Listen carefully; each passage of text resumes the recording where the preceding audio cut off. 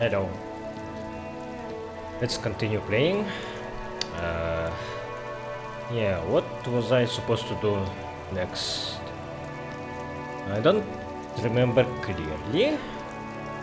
Maybe I can talk to Evrart. Haven't done that for a while. Maybe he has something new to say. Hola, Wandering Man. How can I help you now? Nope. Mañana has nothing. Yeah, we have one more hour until Kim goes to sleep. A giant ass print on the pillow and a pattern of coffee rings on the armrest. Someone is habitually chilling next to the radio. Oh, hey, mister. I'm not gonna bother you with a long greeting, just like we talked about before. I know you're probably a busy man being an important police officer and all, and personally, I think the more people keeping the peace, the better. That was still a long greeting, but you do you, Leo. I'm not judging you.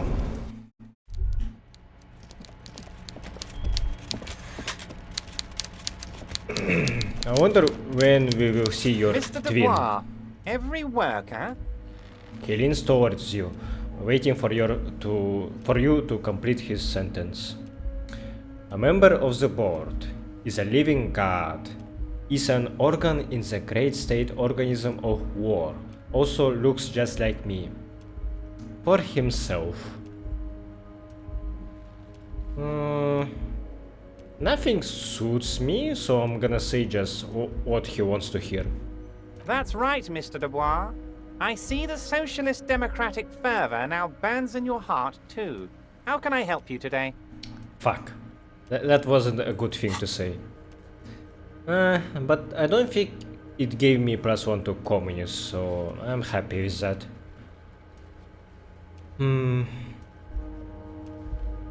I would prefer if good cop, bad cop was separated, so I can't really tell how many bad things I did compared to good ones.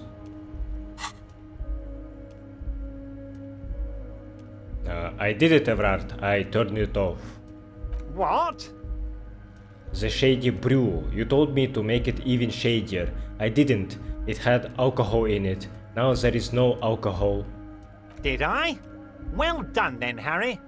I like not knowing about it, and I'm sure you made the right call. I spend the whole day delegating tasks, and it's a great relief to see people taking initiative. I don't even want to know what all of that means. Brew, shady, alcohol, turned off. I'm gonna let the world surprise me. Not sure if I need to complete his second task about signatures. I have plenty of things to do anyway. I will do Cryptozoologists first, and then church thing for those teens in the tent. Yeah. What else I can do at this time? I guess I do go talk to Cryptozoologists, because I have no idea how to spend one more hour. The yellow roses in the window, those aren't the flowers that were left for Glacier. Flowers for Glacier? When that happened? A small cabinet on the wall is filled with various... Okay, here. I hope Saint Baptiste makes you feel better or something.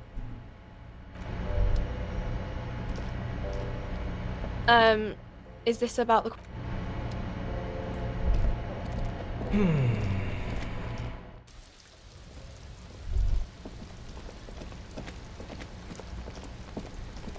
Tommy, do you have more clues for me? Stuck in the rain in a traffic jam, man. What's on your mind? Okay. I can't even talk about the female driver to him.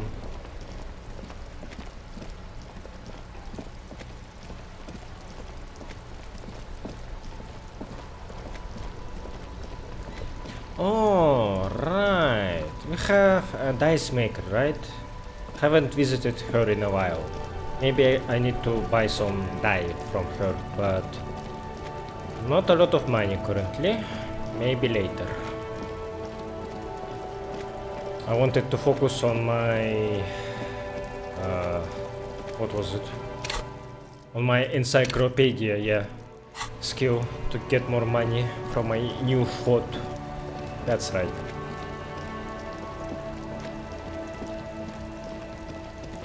Why does it feel like my game runs a little bit slower than usual? Is this just my imagination or... Wait a second. Let's see my task manager.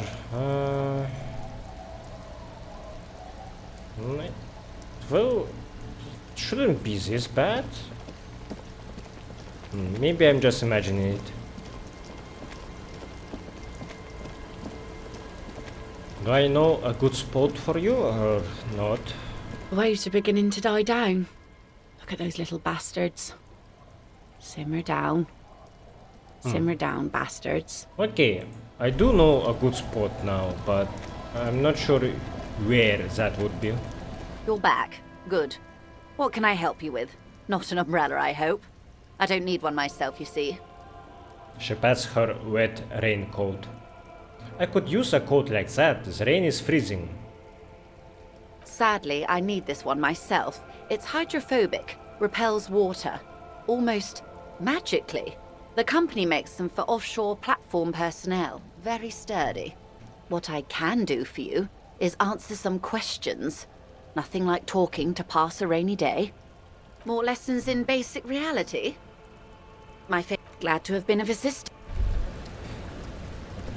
Okay, nothing to consult about currently.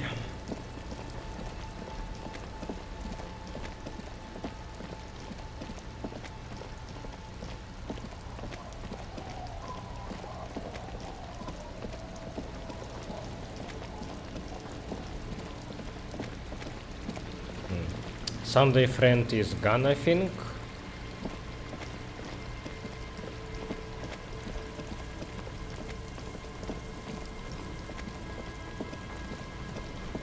The light vanishes inside the concrete slit. The structure goes deep under the earth. Yo, ho! Into the slit. What is in there? Maybe it's just a storm drain for the sewer. There's no echo and no answer. Kim, any idea what is down there? No idea. Could be connected to one of the buildings around here. Think we might find Ruby down there. We might find her down somewhere. There's an old storm drain system beneath Martinez that's mostly collapsed. Revachol sewage system has been built and rebuilt 4 or 5 times now. In conclusion, she could be under any building. But not in there. I hope not.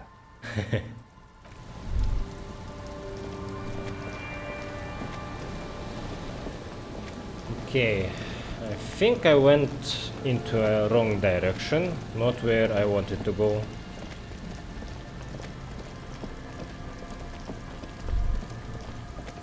I see that we can visit this roof somehow.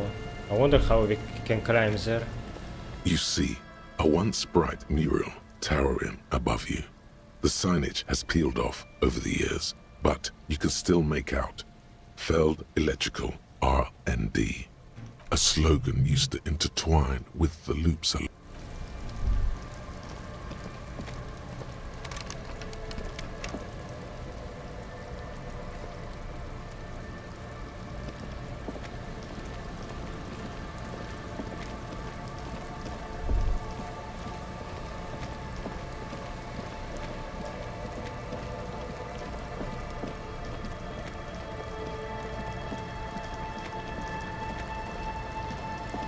Oh wait, let's talk to this guy first, because I haven't done that. Hello, I'm Gary. How do you do, officer? Gary, the crypto-fascist. Yeah. Yellow man. I mean, officer. Fucking hell. The lieutenant raises his eyebrows slightly and takes out his notebook. Yellow man. Interesting. This is something to ask him about, after a little probing first. I'm just waiting for my friend Morell to finish up with his insect traps so we can return to civilization. Not a lover of the great outdoors. Yeah, I'm more of a city boy too. No. I was born in a village and I did grow up in the city for most of my childhood, but I still visited my village once a year every summer, and I think, yeah, I do prefer being at the edge of the city or outside of it, closer to nature. I like nature, just not this bloody coast. It's mostly drunks and degenerates that come here. Degenerates? This man respects authority too much. To see the truth inscribed upon thine own visage. Pretend thou art a paragon of virtue. I am neither of those things, I can assure you. I am a by-the-books, clean as a whistle officer of the law. I'm not even tempted to touch intoxicants. Drunks and degenerates, that's my crew. Sadly, I think I might be a drunk or a degenerate, maybe even both. Nobody is perfect. I'm sure you have been tempted to drink. I think I can say number one. I didn't drink or smoke yet. I've been tempted on occasion, but someone has to stay strong for Revacol. Revacol? His gaze shifts to the pile of soggy logs at his feet. Interesting pronunciation. He pronounces Revacol with a hard K, unlike other people. Serious question time. This man is no innocent. No one is. You said Revacol. I like to pronounce it the hard way, the old way, the Vespertine way. He nods solemnly. The stupid way? He winks at you, trying to relay some hidden message, inviting you to mispronounce it too, perhaps. It's odd. It's a secret rite. A very fringe nationalist handshake, probably. Do you know anything about the man hanged behind the railing in rags? Oh, so that's what the RCM in Martinez is about. Great. Great to hear someone's finally taking care of that. So you do know something about it? No. Nothing. He was some kind of mercenary. But everyone here knows that. I'm just glad to hear you're looking into it. That's all. He didn't kill him or anything, but there's something going on here. Is this your mug? Hold up the yellow man mug. Ah, okay. That's why he called Kim Yellow Man. Yeah. So, that apartment that I opened for Evrart, it belongs to this guy. My mug? Why would you think that? You said yellow man. That's not something many people go around saying. It seemed as if you were calling to it longingly when you cried yellow man. I can see you recognize it. It's in your eyes. You look like the kind of guy who might have a collection of mugs like this home in his colonial mug collection. Really? I hear it all the time. All in jest, of course. No offense meant to anyone. Alright, I believe you. You look like the kind of man who knows it's a crime to lie to an officer. Still seems suspicious. Did I mention the mug was found at the scene of a lynching? Okay, I admit it. I threw the mug away in the trash container behind the hostel. I know I shouldn't have, and I am very sorry, officer. You're not going to find me, are you?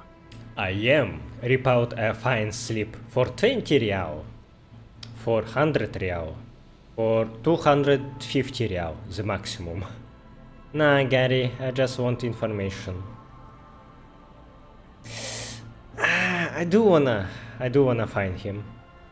Okay, I deserve that. And I won't do it again. You have my word. He accepts a slip of copy paper with a bow. I don't know what got into me. Stuffing my garbage in another man's property, I've been having trouble at work lately. The Koikos are price dumping us out of competition. What did you do, Gary?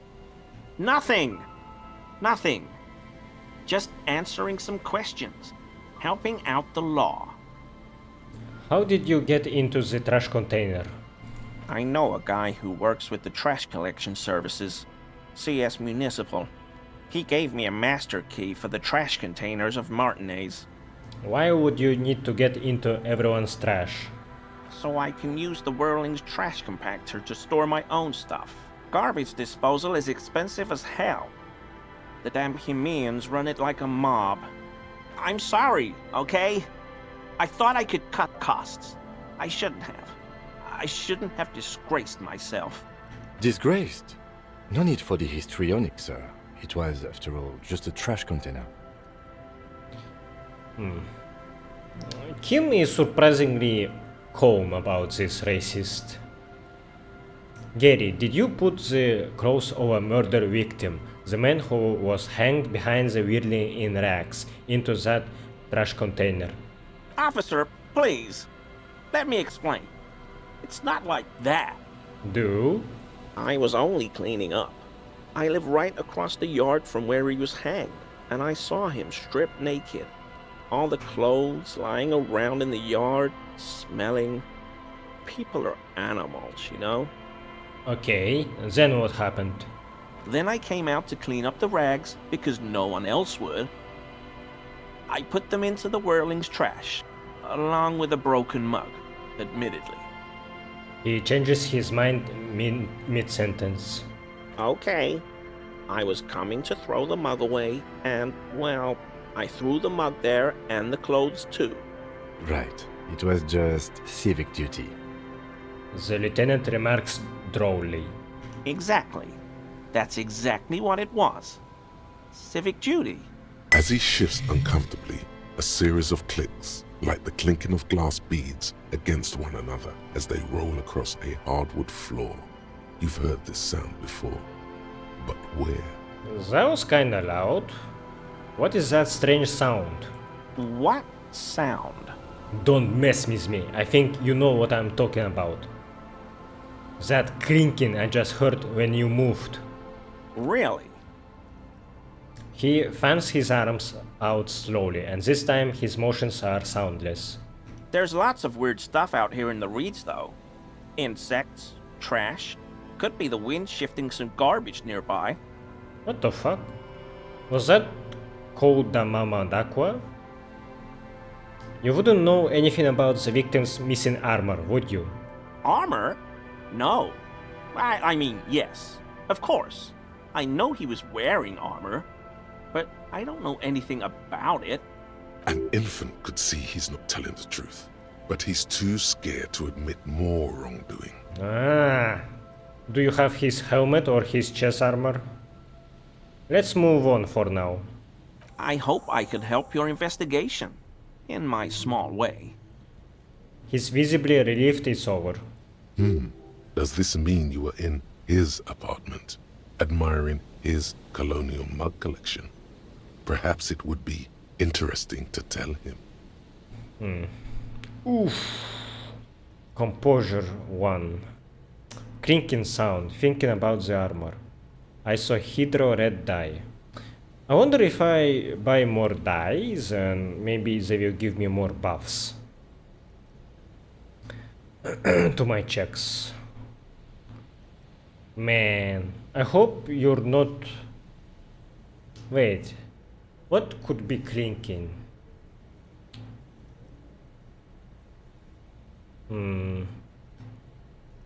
I don't know. It's not a helmet? It's probably too big for him to carry with him. Same about his chest armor. Are you a cryptozoologist too? No. I help Morell with research sometimes, and I've learned some things along the way. But I don't usually go in for picnics like this on my own. After all this time with Morell, he must have an opinion on cryptids. This could lead to a good one. I am into cryptids. Do you have a favorite? Oh, yes, the burning rhino. Morell doubts he's real, but I don't much care, because I won't be the one looking for him out in Safra Serai. What is a burning rhino? A rhinoceros that looks ordinary during the day, but burns brightly by night. Well, at least the males do. How do they burn? They have special ducts just above their shoulder blades that secrete a combustible fluid. When the rhino is just beginning to light itself, it looks as though it has wings of fire. But how is this combustible fluid lit? How does the lighting of this fluid actually work? The rhino starts running very fast to build heat, then stops, raises its head, and sparks fly from its neck, setting its back ablaze. This seems unlikely. I can buy into that. A flaming rhino. I want to be just like that rhino, running through the night with guns blazing.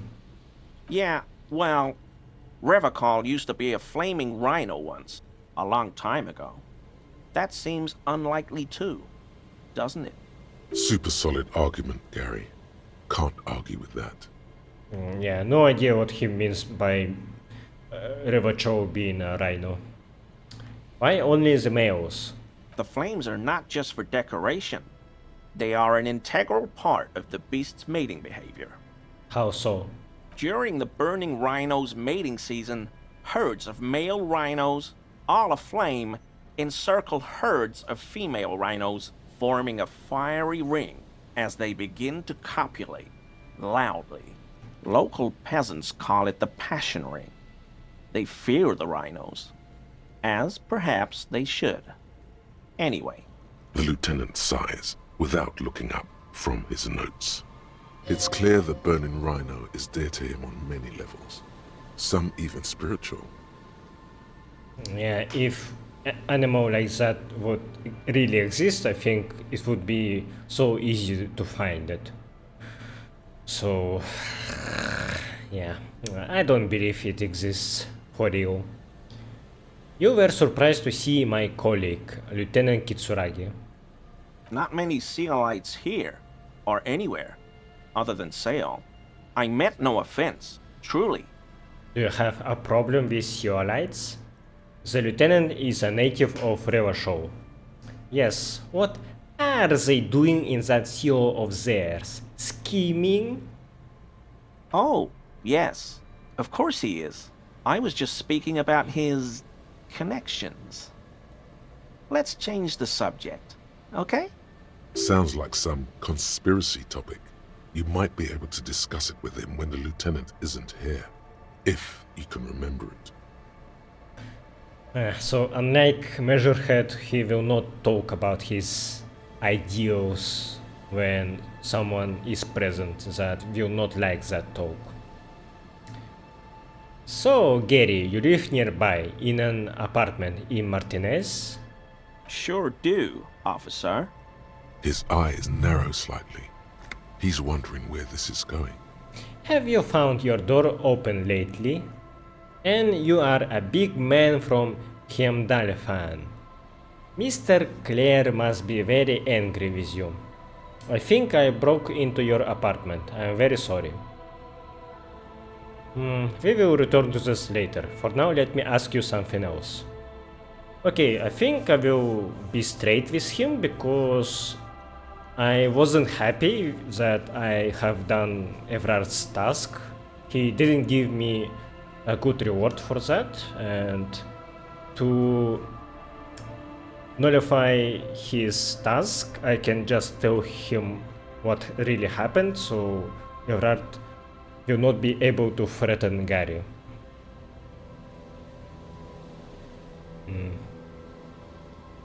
Mr. Evrart?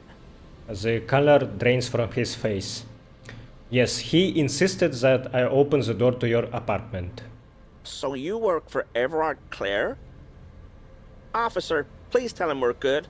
No, tell him I'll make it up to him. What have I done? He'll send the muscle after me.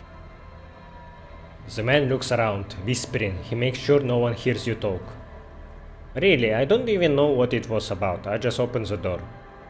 Yeah, I don't know what it was, but he doesn't like you. Try not to shit yourself, Gary. It's just an open door. Our discussion on this topic is over, Gary.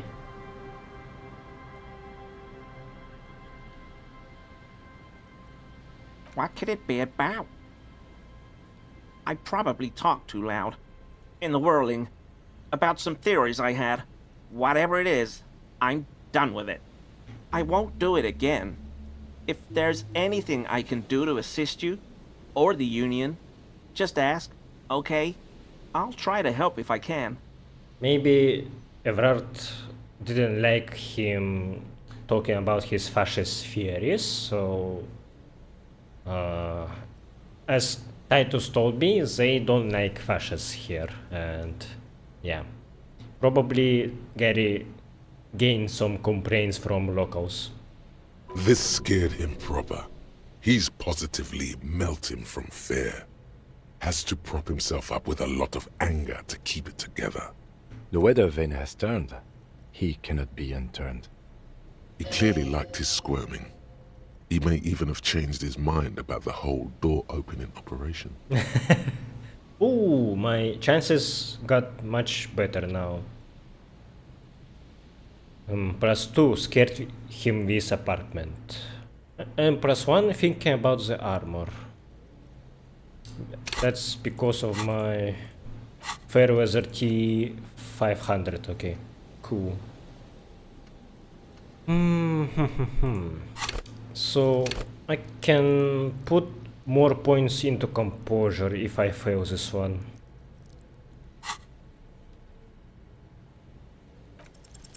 Is he?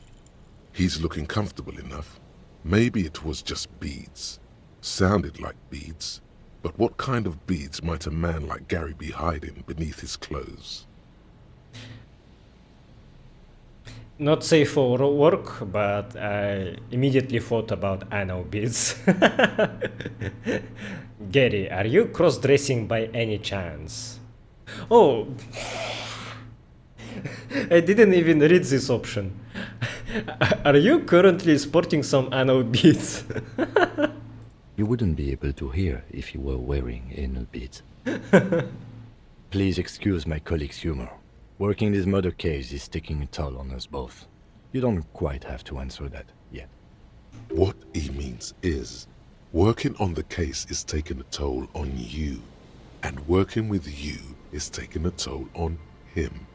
Of course, of course. He forces a grin, no doubt, hiding some colossal anal beads up his butt as he does so. Fuck. Okay, I think I will upgrade Encyclopedia for more experience later.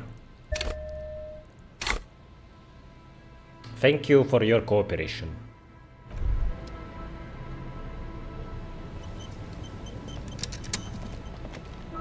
Hello, hello.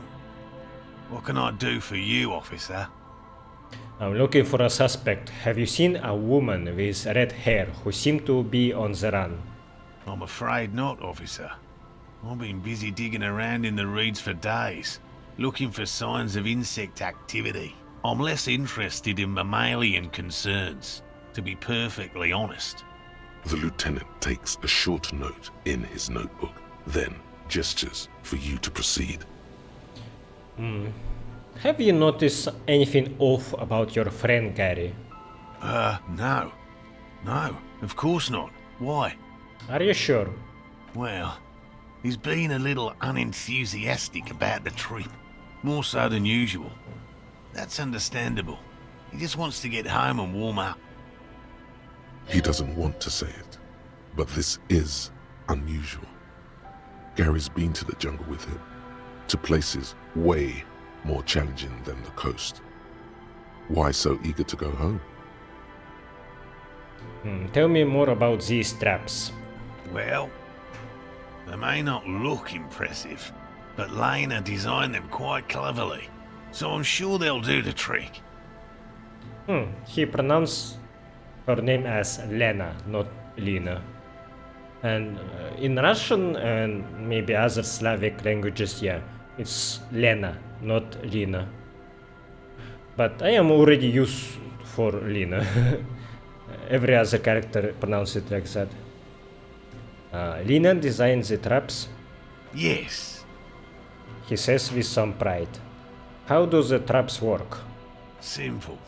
Attracted by the locusts, the phasmid crawls down the funnel and, having eaten its fill, can get back out. Morell's subtitles are for some reason a little bit...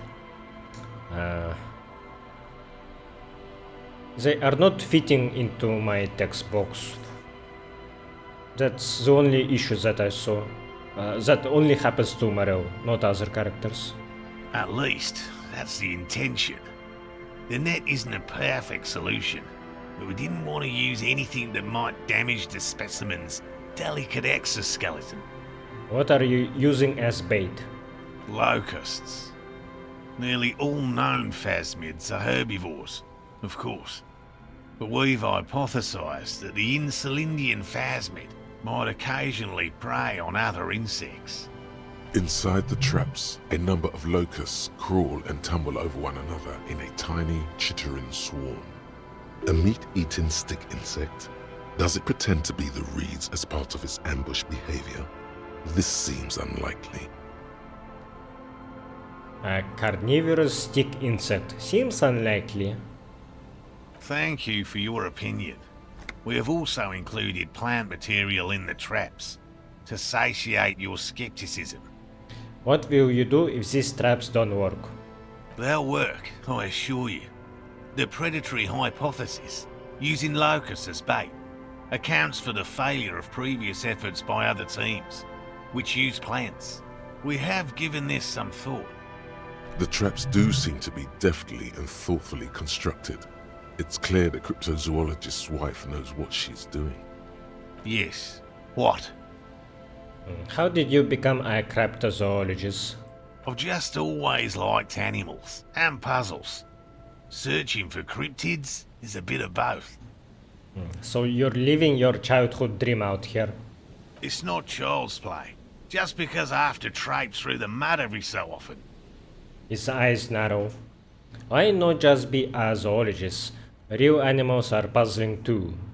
Real? I know you think one is a respectable profession, while the other is superstition. Everyone does. I don't. It's a profession just like any other. Honestly, being a cryptozoologist trumps most of the garbage I have seen people do. My methods do not differ from other scientists. I simply draw upon a wider variety of evidence. And I have more hope that something truly surprising might happen. And has anything truly surprising ever happened to you? No, as I said, I have yet to catch a cryptid, although I have come close. Close enough to keep trying. What kinds of evidence do you use? Everything from forgotten regional lore to newspaper accounts, like the one that brought us here, to look for the phasmid. I keep a very open mind. He's interested in things that people believe that scientists don't. You think other scientists don't listen to ordinary people enough? Most establishment scientists only care about reputation and remuneration, not real research, and certainly not the truth. They're a cowardly lot, and both the field and basement archives can be dangerous places. So you have never discovered a cryptid? No. Very few cryptids are ever discovered, and not for a lack of trying.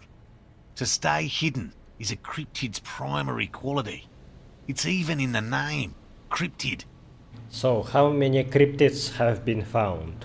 Of the list of cryptids kept by the Cryptozoological Society of Chemnee, which is 4,082 items long, about 2,000 have been confirmed as hoaxes. 2 are categorized as confirmed discoveries. The rest are in differing stages of discovery, refutation, and data collection. Only 2 have proven to be real. Yes, the Chateau Quan forest pygmy, who turned out to be an extinct species of primate, and a cave salamander from Grad, who is, honestly, quite unremarkable. It's in a zoo somewhere. We cryptozoologists are brutally honest with ourselves. More so even than the public. With cryptids, most cryptids are hoaxes or they are never found. That does not mean we should stop searching. 2 out of 4,000 is not even 1%. Not approvingly. Then the insulindium phasmid will be the 3rd. I don't even know what to say. That's a small number of discoveries. Do you know what the success rate in pharmacological research is?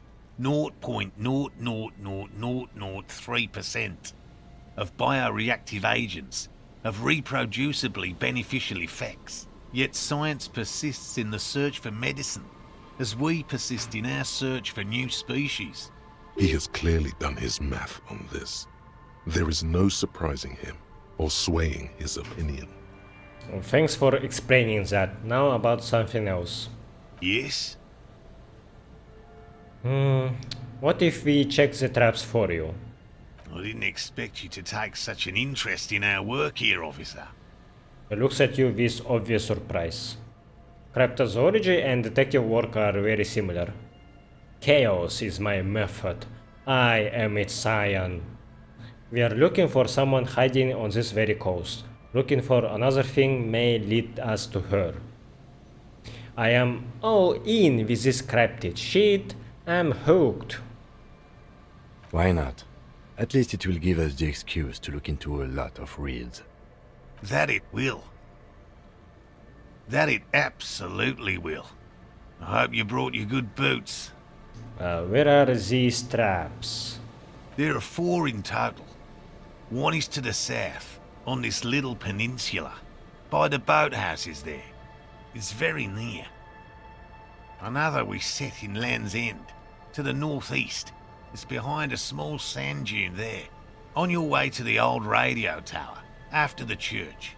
The 3rd is set near the canal, where you crossed, by a concrete slab. A big thicket of reeds going up the slope, and among them... Gestures to the trap in front of him. You should check at least one of those before returning to this one, since I just said it. This one's more of a technicality, but still, better safe and stupid than sorry. What do I do if there's a phasmid in one of the traps? Bring it to me at once. Just make sure the trap is closed tight. He's not comfortable with the possibility that you'll claim the find, but he's lying about this even to himself.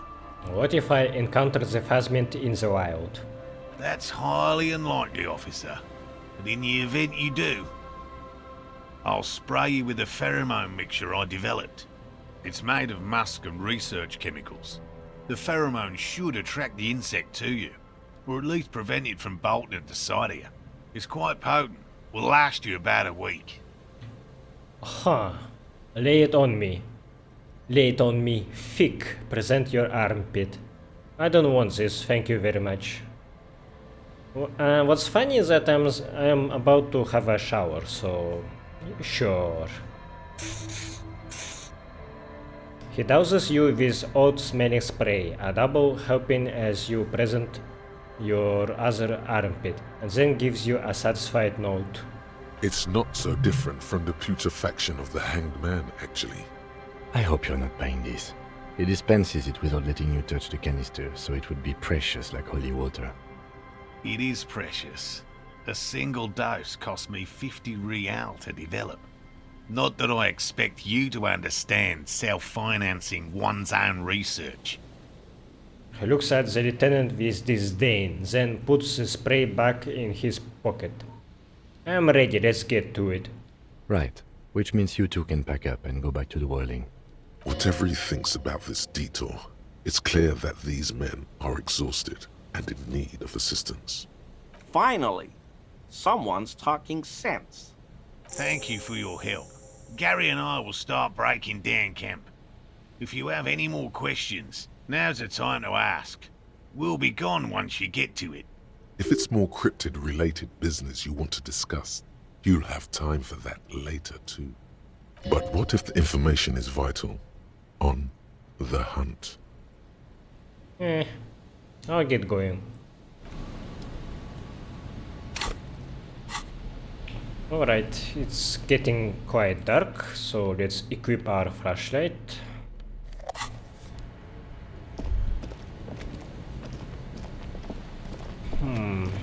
Okay, so there are 4 traps, right? Yeah, I can do this before Kim goes to sleep. There's a trap in the reeds at your feet. Looks like the same one you saw Morell set before. Same mesh, same wiring. Look around. Behind you, the ruins of a residential building rise over the reeds, shielding them from the wind. The reeds rustle confidently. Confidently, he said, but subtitles say confidentially. Reach for the trap. Locusts are crawling around in the trap, confused but uneaten. You see no carnivorous reed phasmid gorging on them. Big surprise. Anyway, 1 down. 3 to go. Damn, I was hoping it would be in the first one. No need to grin, I'm not expecting to find anything. I'm helping some citizens and getting some fresh air. It will be in the next one, surely. Say nothing, just put the trap down. I meant no offense, just... The lieutenant doesn't know how to finish the sentence. He looks at you, putting the trap back on the ground.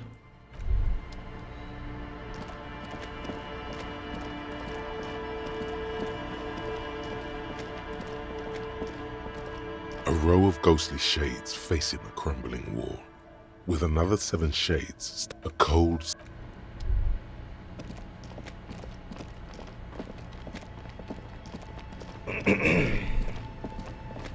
If we do find a phasmid, I think it will be in that trap Morell set up. The last... they are already gone, huh? Okay. This is the trap Morell just set. Checking it over, he said, is just a technicality. But... Look around. The reeds hiss and shake in the darkness that has settled over the abandoned camp. Reach for the trap. This trap is also full of panicked locusts. No sign of any cryptozoological beast inside. Another empty trap. Let's keep going. The next one is the lucky one. How are you enjoying the cardio, Lieutenant? I'm quite enjoying it myself. Again, I want to make it absolutely clear that I don't really believe the phasmid exists, okay? Always up for a good jog. Otherwise, would I still be on this case with you? He smiles and raises his collar. It's windy. Oh. Corpse already was taken by our people.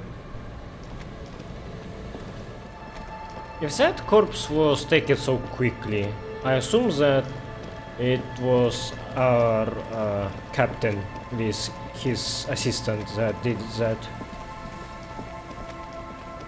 Otherwise, it would be weird that no one helped us to get down that corpse from RCM. The hang corpse, I mean. This trap's not too hard to spot, once you know what to look for. Keeping it hidden has not been a priority for the cryptozoologist. The reeds sway in the coastal breeze. They seem to be waiting for something. Nothing but locusts in this trap as well. Definitely no cryptozoological monstrosity. Empty as all of them. One more of these and we are done. His face is red from the cold sea air. He crouches to catch his breath. Bummer it wasn't in here. You getting tired? One more time, I must stress that I did not expect a cryptozoological monstrosity to be in this trap. No, I'm fine. I didn't mean to complain, it's just... He's short-winded, the sentence ends there. Alright, Kim. You are about to go to sleep. Let's check the last trap and then, yeah, I will pretend that I'm going to sleep so Kim can go away.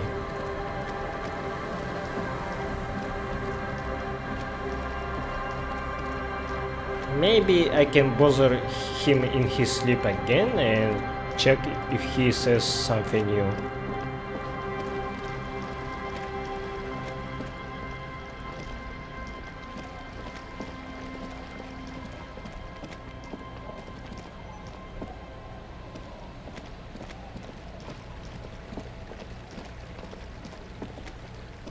Relax, it's not yours. You didn't crush every MC in Reva show, hopefully. That's a Noland winged sink, an unsuccessful model.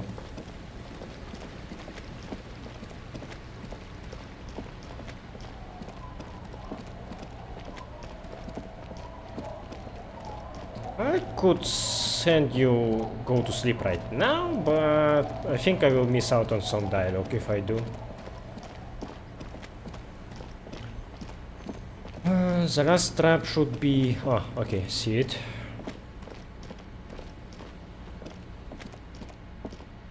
It takes you a moment, but finally you spot the last of Morell's traps. This one's partially obscured by the reeds. The reeds bend forlornly toward the water. Some tufts have been crushed. The broken stalks sickly pale against the darkness. In the east, the city center hums to you. The trap feels light and silent as you pick it up. Something is different here. Look closer. No locust. No phasmid either, but still. It's empty. Look closer still. Well, the bait worked on something. This doesn't mean it was a reed monster, though. Unless you see one in there. I just see an empty trap. The netting is a little untidy, messier than the others.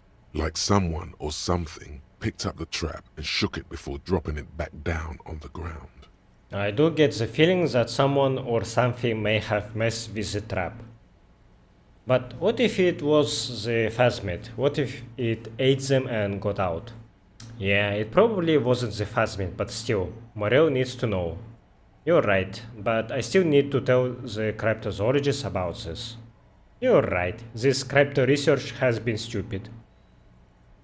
Perhaps our cryptozoologists have competition in the form of an actual entomologist, or someone else is sabotaging them.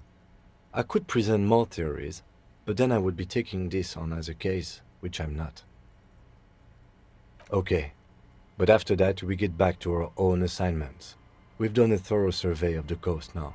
Just running around is no longer useful.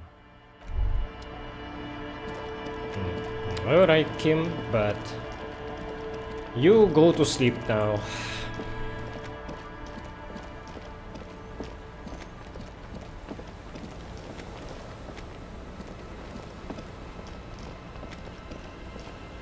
It's getting cold, this late in the night. Time to call it a day. Good night, Kim. Good night, officer. We'll meet in front of the shack in the morning. Did he teleport? Where did he go?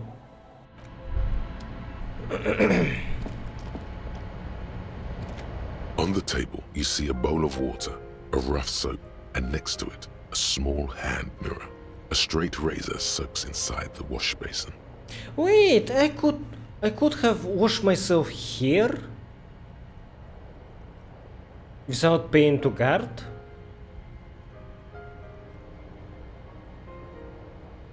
Fuck off, I'm going to wash myself in Whirling in Racks. This is just Is there even a shower here? The floorboards creak under your step. Yeah, there is no shower, it's just okay,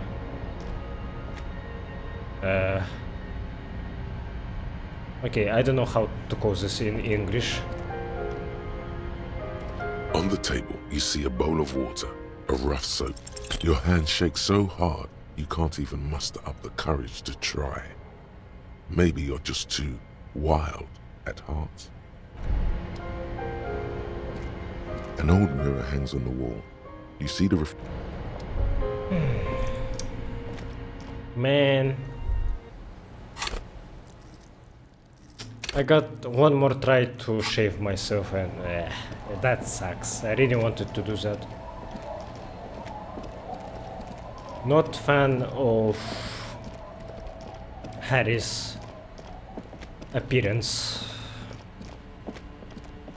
I am being sober, so I need more to make myself look cleaner. Like neat haircut maybe.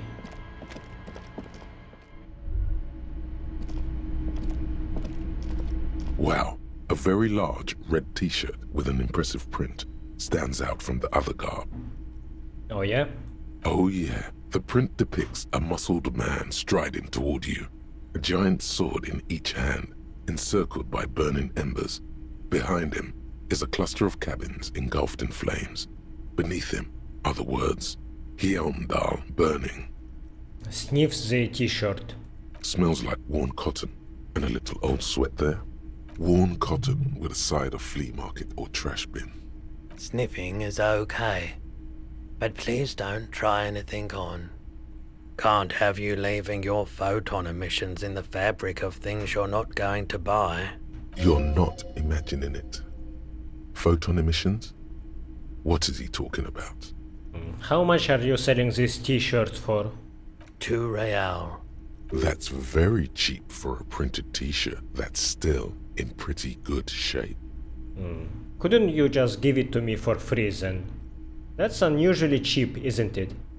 It should belong to anyone who is ready to wear it.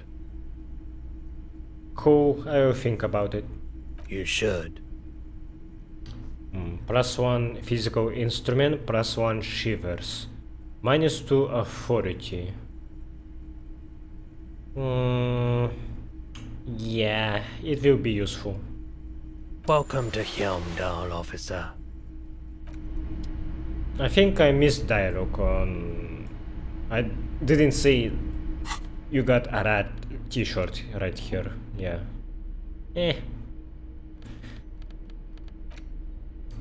Inspiring musculature. Sprawling saga.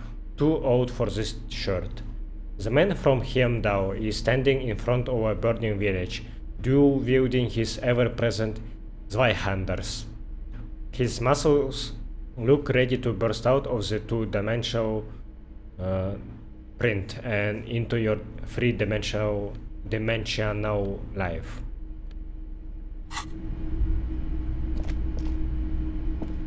Officer, the flashlight, please.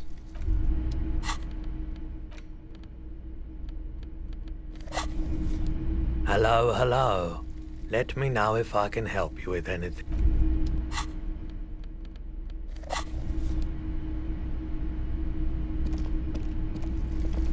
You see rows of toy soldiers guarding the rest of the trinkets displayed. Why? What's this? A headless man riding a horse? A headless man wearing futuristic tracksuit trousers that say found. What is this? Show it to the shopkeep. Oh, that's the Headless Phone Rider. Who? The Headless Phone Rider. It's an urban legend about a man who rides the streets of Revachol sporting a fawn tracksuit. As you see, he's missing his head. 50 cents. Bargain priced. I'll throw in the tiny cap too. I think he's looking for it, or something. That part of the story has many interpretations. He lost his cap when he lost his head. Perhaps he's looking for the head. Okay, sure. If it's that cheap. Did I mention that this figurine is supposed to be lucky? Always carry it with you. The plastic headless phone rider sits atop his equally plastic ball, his posture indicating either desperation or pride. Comes as a set with the infamous phone cap, for which he lost his head. The head is not included.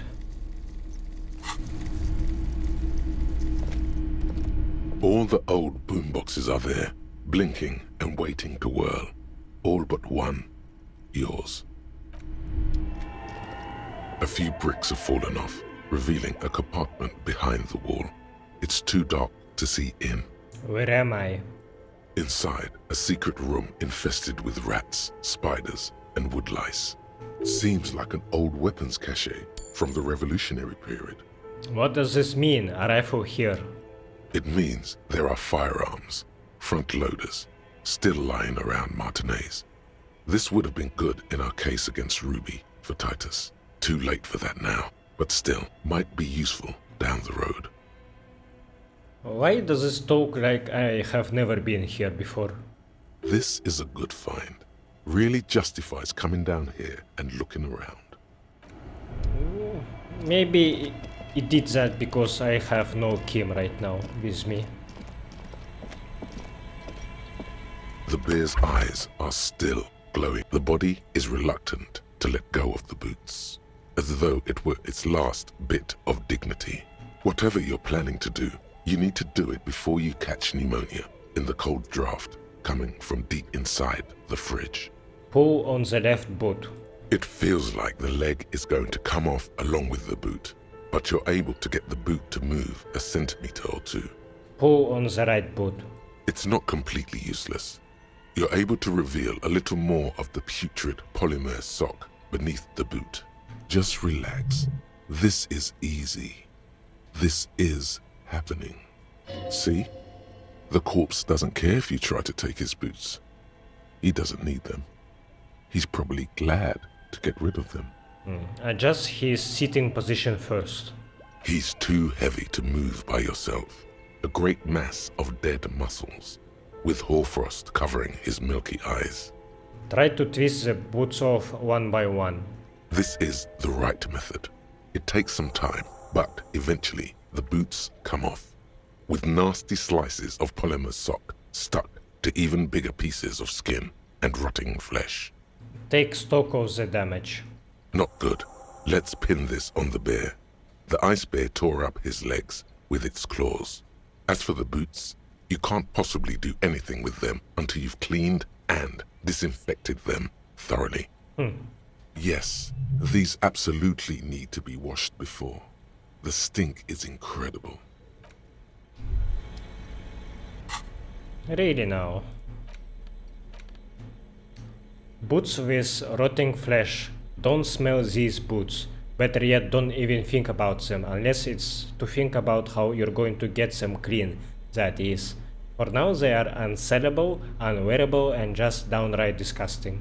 These boots were probably left on the corpse because they were impossible to pull off while it was hanging.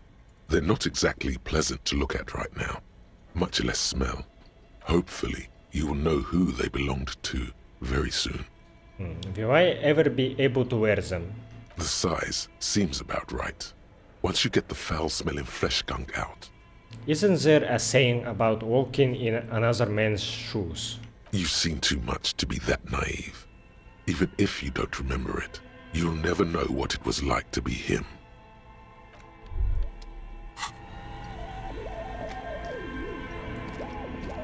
A thick layer of coal dust covered.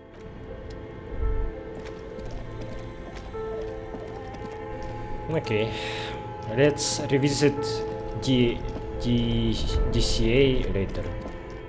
That's how it was called? Yeah, doomed commercial area. Cuno is still here. Do you ever sleep? Fuck does Cuno care? Cuno doesn't.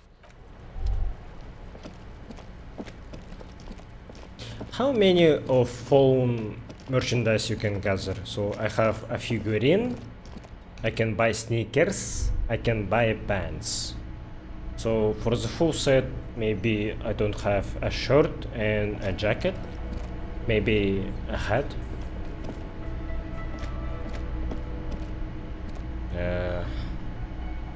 Who is this guy? It's not Gary, right? It's someone else.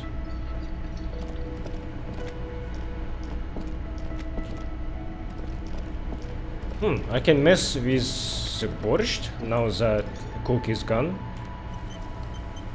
This industrial gas-powered stove has been used to prepare food for many hungry hostel guests.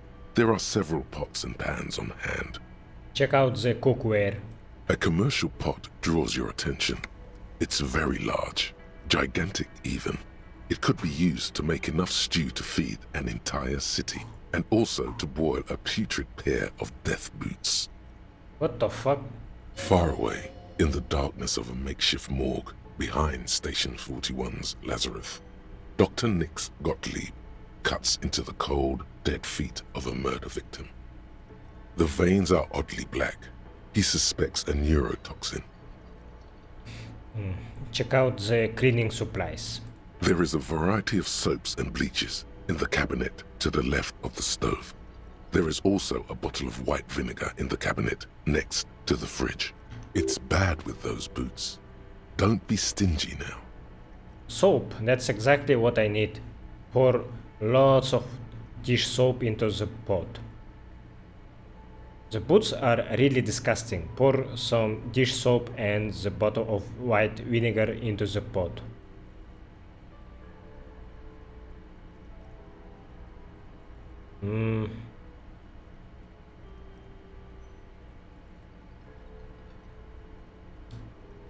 Why would I need vinegar here? The bottom of the pot fills with shiny white goo. All right now, chef. Light up the stove and boil them. What the fuck am I doing? Am I cleaning them or cooking? Add water and the boots to the pot. Bring it all to a nice boil. The soap bubbles over the rim of the pot. The water slowly comes to a boil. Wait. Strips of polymer fabric and human tissue separate from the lining of the boots. They float to the bubbling surface. Beautiful. A 2-course dinner of rotten flesh and hardened ceramic. Wait some more. The boots look cleaner and cleaner. Those bits of human flesh are beginning to look cooked. You can smell it too, just like beef stew. A little more. That's it, chef.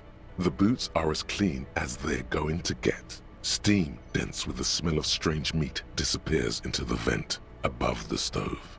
Dump the sock and flesh stew and examine your new boots. The boots look clean, but still smell funky. Feels like you should have used vinegar too. Really? Endure the stench. It has to come out eventually, right? Try boiling them again, this time with white vinegar. A pair of real beauties. The boots are shiny, hot, and reek of vinegar. Just perfect. Yeah, but I didn't do vinegar. What are you talking about? Master Chef out. I am so confused. It was very convenient that I acquired boots when cook isn't around. I only checked the pot because I was thinking about borscht, not about cleaning boots in it. What the fuck?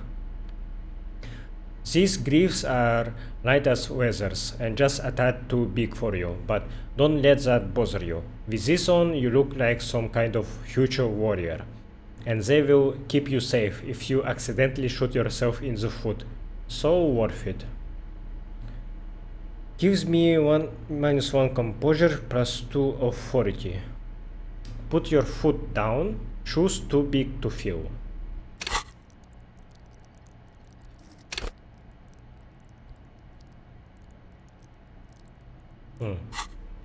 So if I equip them,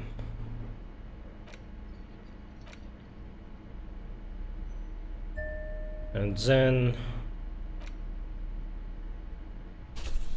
how much authority do I have?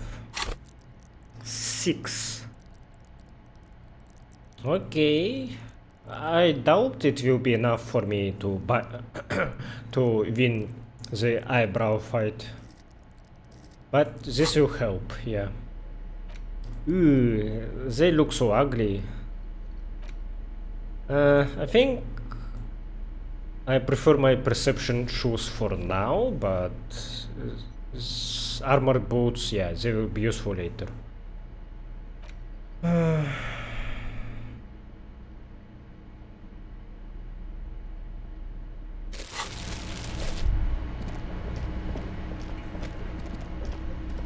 Let's go shower first, I think. I hope this will not make me go sleep immediately.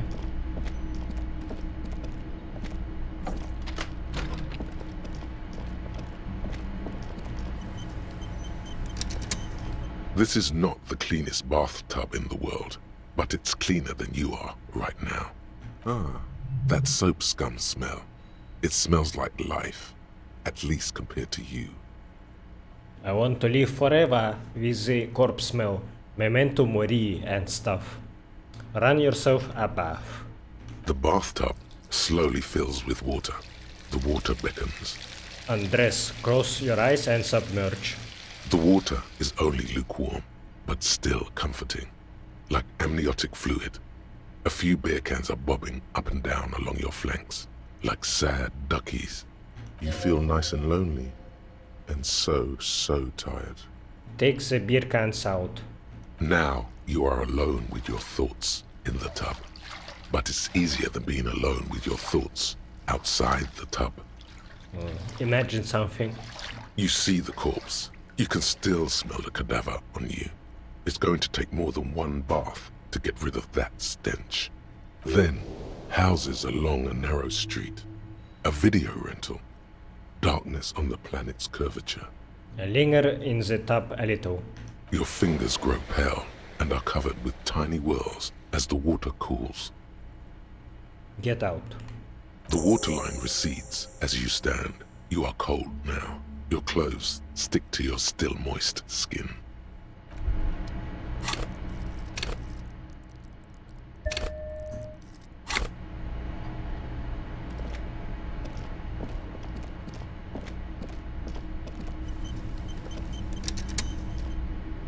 The lieutenant's door is closed.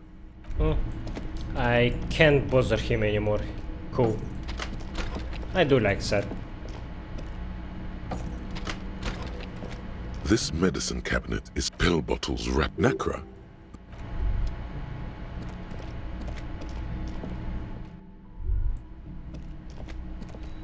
Two neon-lit shapes, a man and a woman having sex. So, the shot could have come from somewhere further out than the roof. It is possible that it came from B prime, the boardwalk, B double prime, Land's End, or B triple prime, the islet. You can't know for sure until you investigate those locations. The lieutenant would probably agree that, in this situation, it's best to be thorough.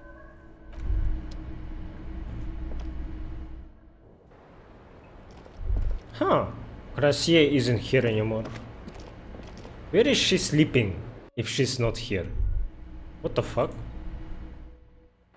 Where are you?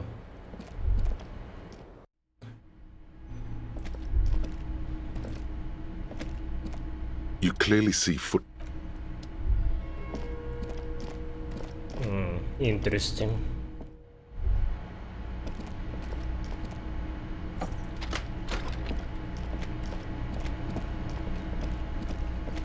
Even Titus guys are gone. And so does Lena and her husband. Very quiet now. Hi again, gendarme. Bye-bye, gendarme.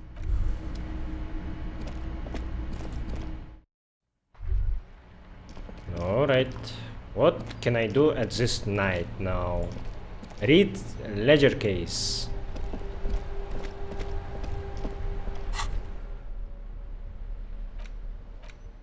Ledger cases.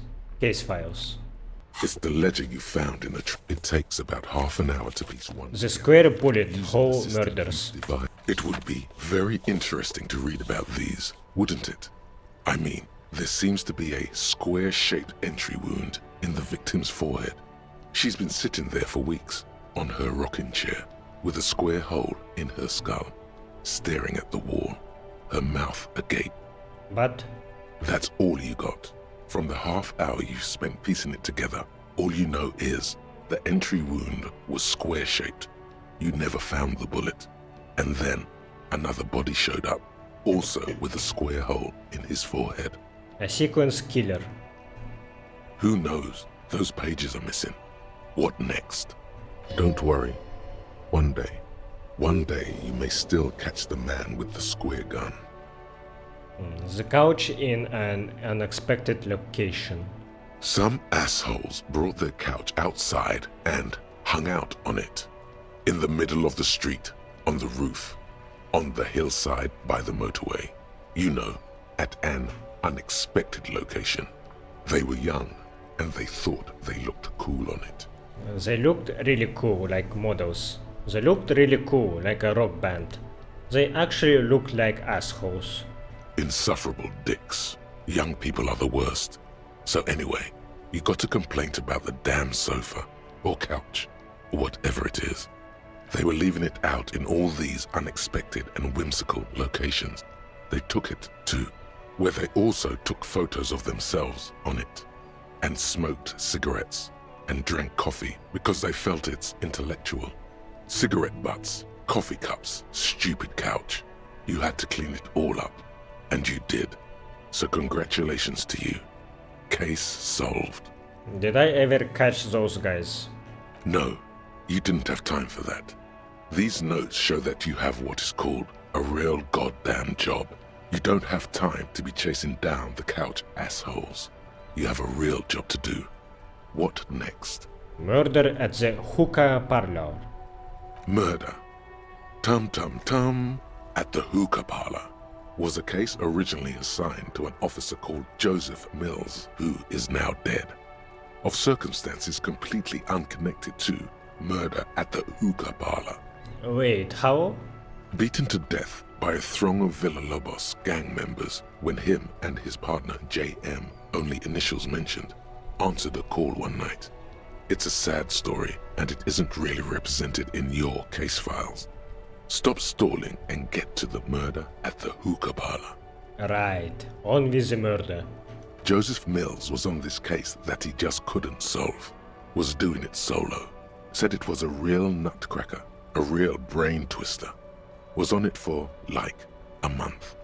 The captain got impatient. Shit or get off the pot, Mills. Mills didn't get off the pot. Not yet. He kept at it for a couple of weeks more, racking his brains, running with every theory as outlandish as they seemed. Still couldn't solve the murder at the hookah parlor. Tough case, he said. Toughest he's ever had.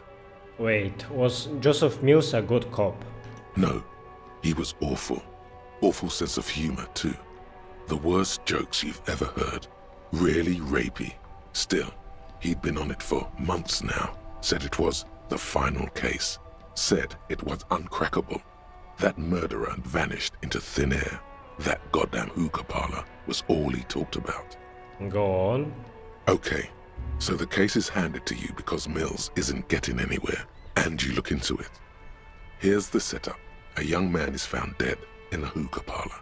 You know, those places where you go and smoke bubblegum-flavored vapor all day. Really stupid.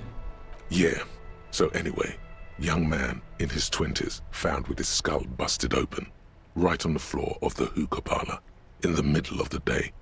No one else is in there, only client that day. In perfect health, too. Some kind of movie producer. No one enters, no one exits. He's just sucking on his watermelon hookah all morning, all noon, like he usually does. He's a regular. No calls, nothing. Just sucking on the hookah until 15:45. Then bam, he's dead on the floor with his skull busted open, blood everywhere. What happened? How can it be? Mills has no idea.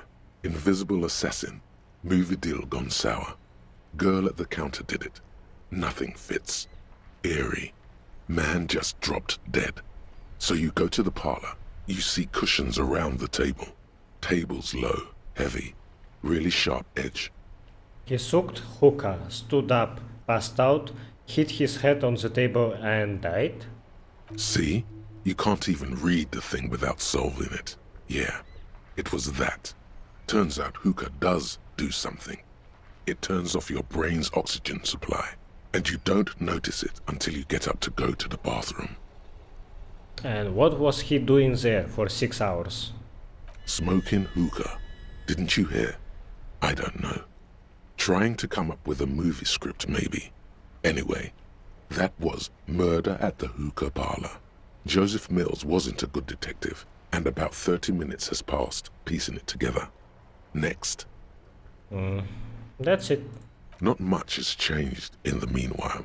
A bunch of sodden papers still, without resistance or sound. The it's slightly, ever so slightly, thin. See, the rest of the stinking cellulose is thin. A dozen pages of thin copy paper. The rest of the stinking cellulose is much worse.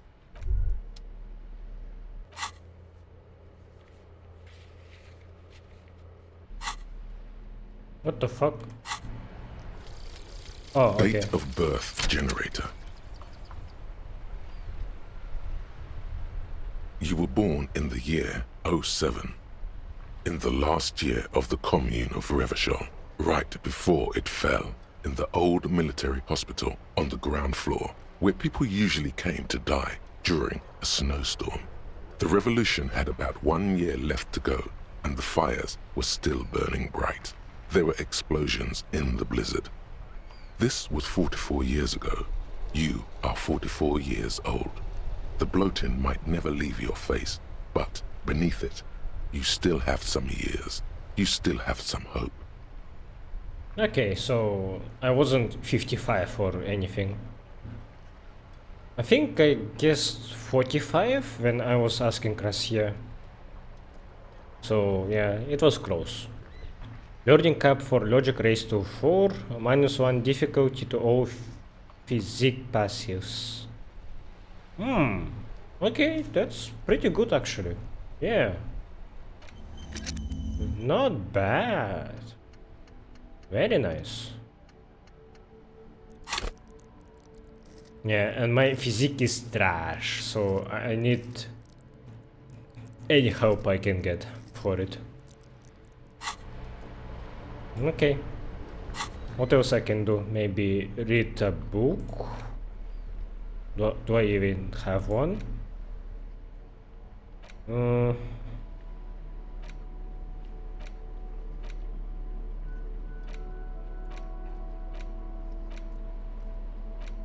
Yeah, I guess I have only one. The porter reel is just what you needed. The reels attach to the... Not so fast. Somewhere between the GRIH and La Cycle, the good lieutenant steps out of his Kanima. A brisk, chill wind greets him. You get the feeling he should have been here for this. Listen when he's here. Interesting. I can't listen to tapes without Kim. The porter reel is just what you need. It's just an intricate web, the pattern still.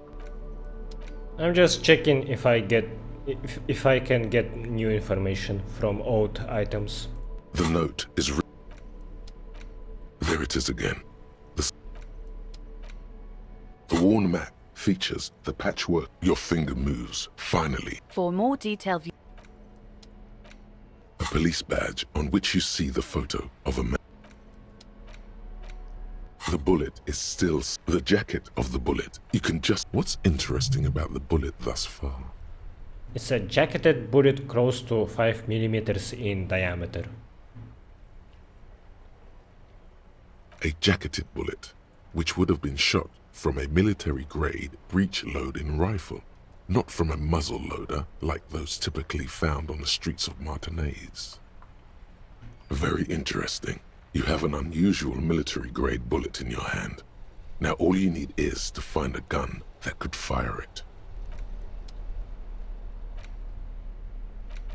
As you hold it in your hands, it makes an uncomfortable crunching sound. Why did I fondle the shit jacket again? There is no why. Let's just put it away then. The library card is fold. Billy is a unit. Book L'Infamie, Volume 1, Number 4. The front of this quarterly journal features a large satirical portrait of the late King Friesel. From the sides of his head, a pair of white antlers spread to the corners of the cover. Why Friesel? Because Friesel was incompetent, foolish, and cruel. In short, the embodiment of everything the communards wished to overthrow. It's satire, you see. Flip through the pages, see what catches your eye. To your disappointment, there aren't any full-color pictures to direct your attention. Just column after column of closely set text, interrupted occasionally by little doodles in black and white. After rifling the pages with your thumb several times, you return to the table of contents. The magazine is divided into several sections. International developments, Kunst und Kultur, and local concerns. Just inside the cover, there's also an editor's note. Read the editor's note. Comrade, as you know, this journal takes its name from Mazov's immortal expression, Du cristal à la fumée. This was his way of describing the way the rigid, crystalline structures of capitalist ideology turn to smoke under communism. But, like the structures of capitalist ideology, we too are at risk of going à la fumée, unlike many publications which are content to spoon-feed their readers reassuring drivel. La Fumée is committed to telling the radical truth, even when that truth may drive away potential subscribers. Only 4 issues in, and it sounds like they've already alienated their readership. So please, if you value our radical Mazovian perspective on contemporary politics, culture, and international affairs, please consider subscribing today. Yours in struggle, the editors. You flip back to the front of the magazine. The table of contents unfolds before you. I want to catch up on international developments. This section includes a long, tedious critique of the latest round of free trade negotiations between the EPIS nations and the Free State of Semenine. You also skip over an article about heavy fuel oil smuggling along the Messina border, something about bear wrestling in Samara, book riots in Yugograd. Face it, you really aren't interested in foreign affairs. You're not even sure where most of these countries are. You flip back to the front of the magazine. The table of contents unfolds before you. What is Kunst und Kultur?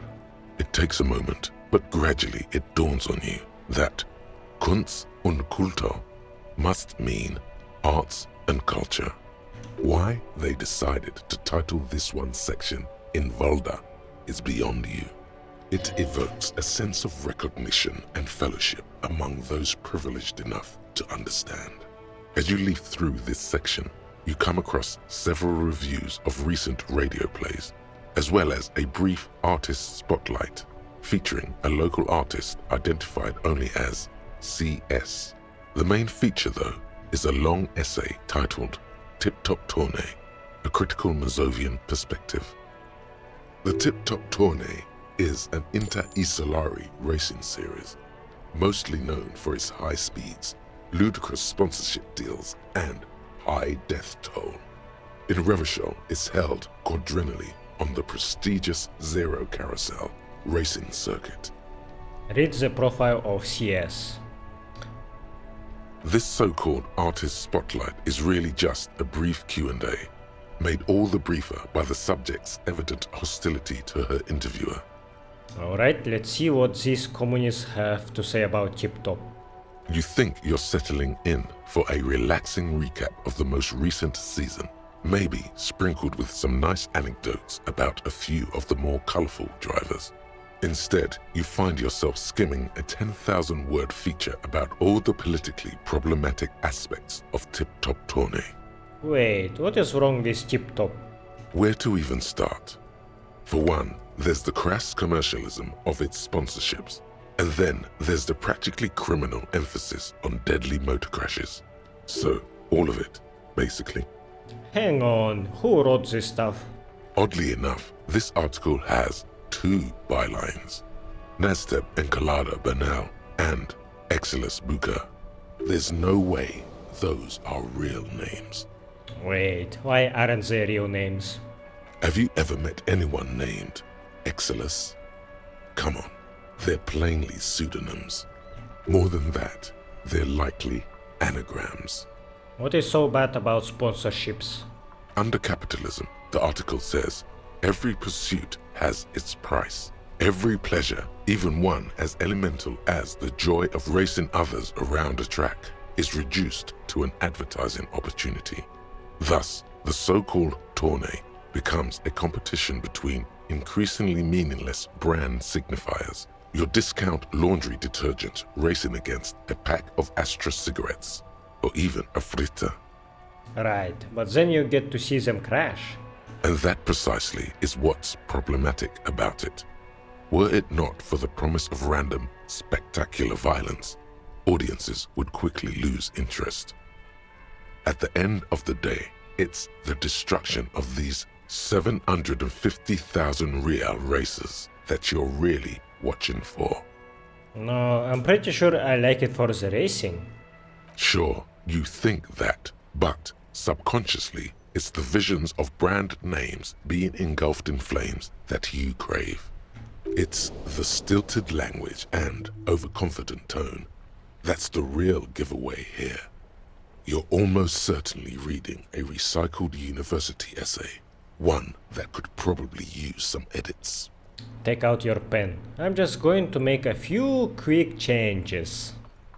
Armed with Lena's friendly green ape pen, you spend entirely too much time writing constructive feedback in the margins of the page. Okay, narrator says Lena as well, so I'm gonna change to that.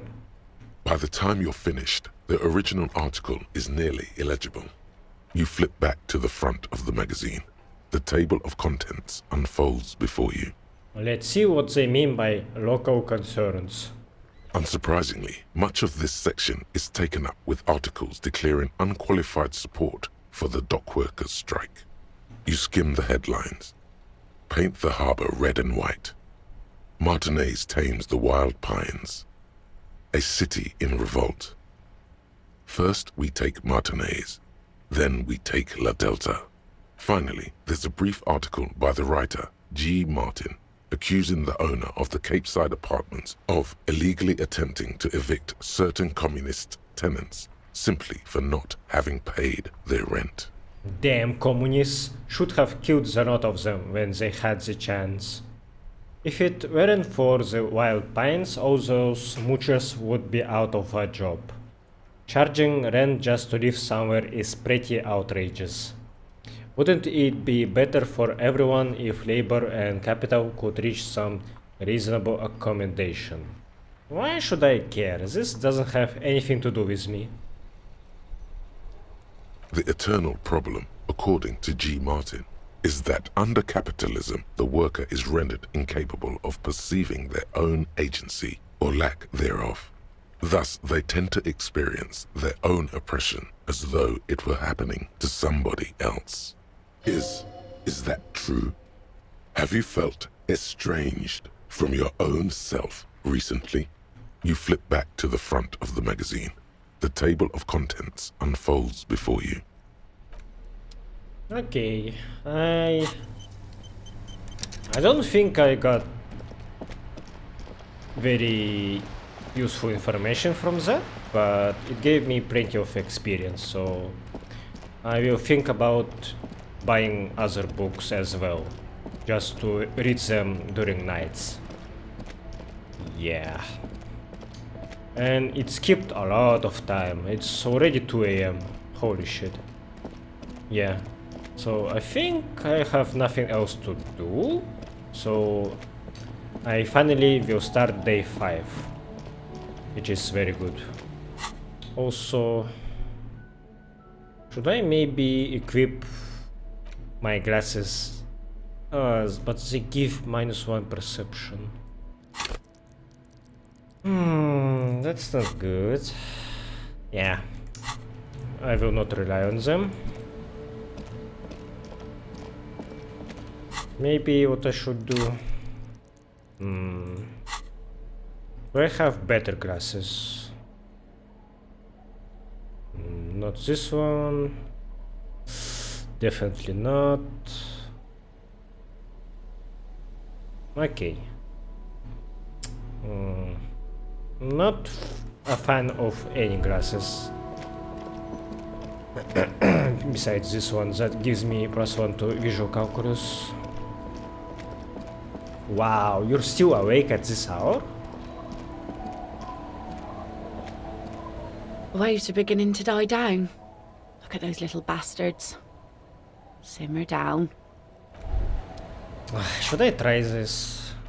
It's a white check, it's not red. Maybe I should. How do I get more suggestion? I think I don't. Oh, wait. I had a code that gave me hand-eye coordination. Fuck. Need to remember that. Waves are beginning to die down. Okay, this doesn't help at all. Waves are beginning to die down. Look at those. Oh yes, she does. You need to get your drink on. There is no other way for human beings to procreate. Not after 6,000 years of yeast cultivation-based mating rituals. I like you, but I'm afraid to be around you because you are a woman. Oh. I wanna be close to you, and there's but one way to intimacy. Since the dawn of mankind, our ghoul has watched over the reprocreation of our species. Lay with me. Let's celebrate the ghoul. Alcohol makes closeness possible. Let's connect.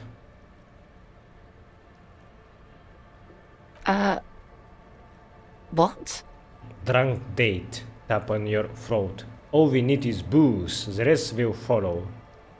Shit, this was related to alcohol. Man, I didn't... No, I don't want this. Funny. Funny sailor jokes. Sorry if I'm not laughing out loud, but the comedy has worn thin over the years.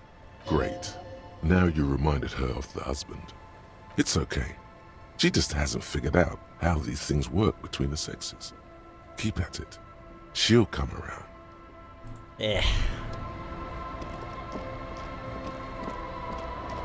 Damn, and Joyce is not sleeping at this hour as well.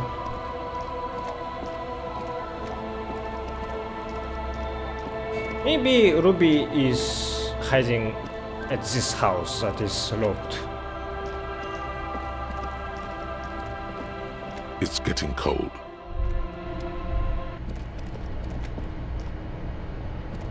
On the table, you see a bowl of water. A rough soap. I could have made my chances better when I try to shave. An old mirror hangs on the wall. That sucks.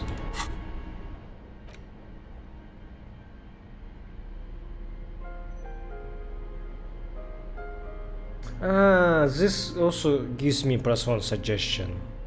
Fuck. I forgot about it.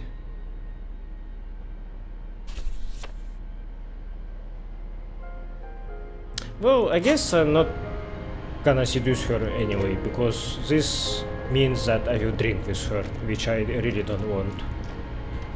So let's drop that idea, shall we? The bed is comforting. The bed underneath you is soft, if lumpy. Waves wash the sand underneath the hut, then grow distant to your ear. In the quiet hum of the organic heater, you fall asleep. I could have slept in whirling in racks. I forgot about it.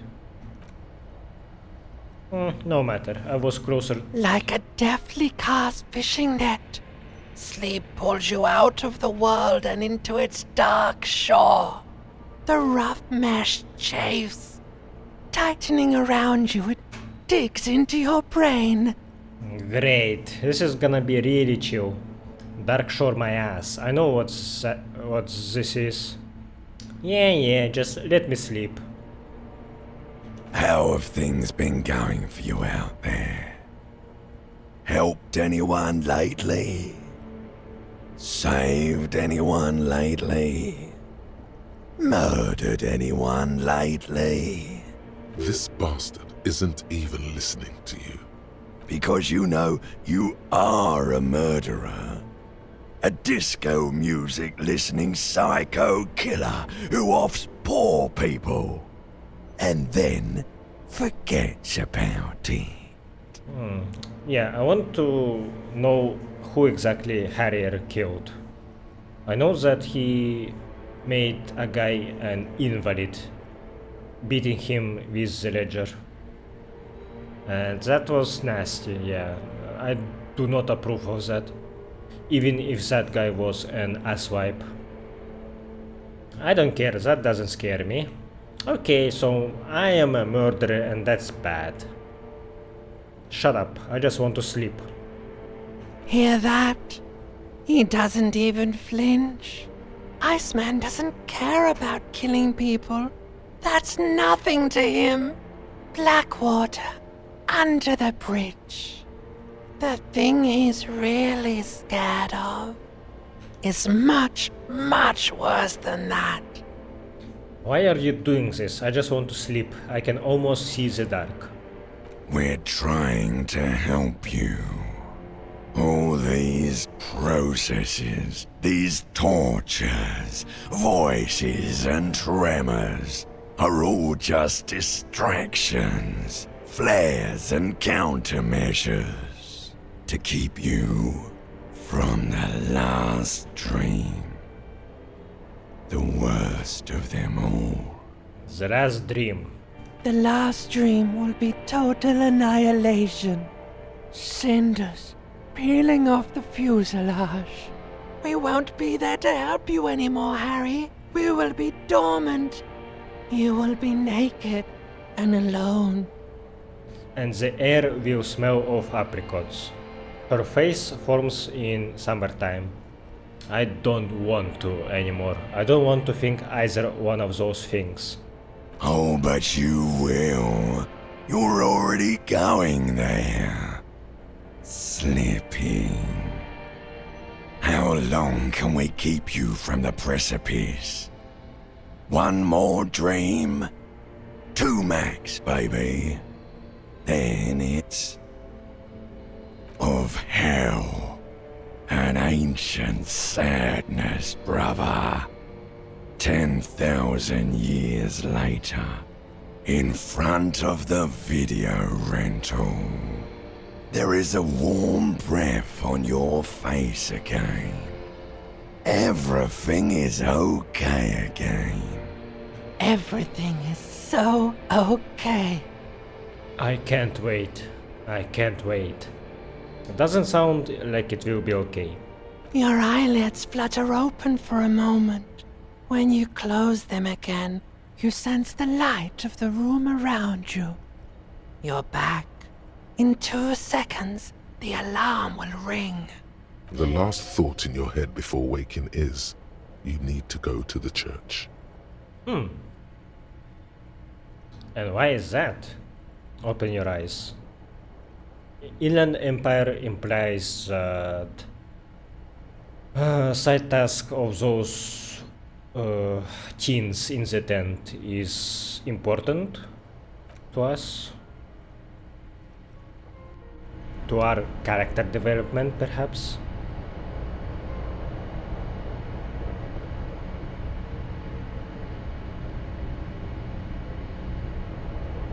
Oh, you weren't sleeping on the bed, you were sleeping while sitting on this table. On the chair. On the stool, yeah. Rough.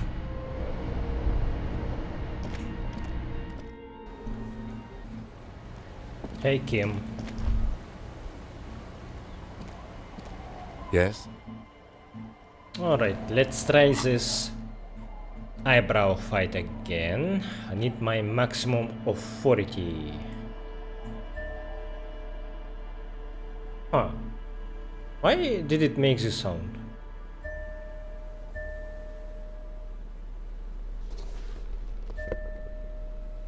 Interesting. Not sure why, but okay. How else I can gain more of 40? Do I have a jacket for that?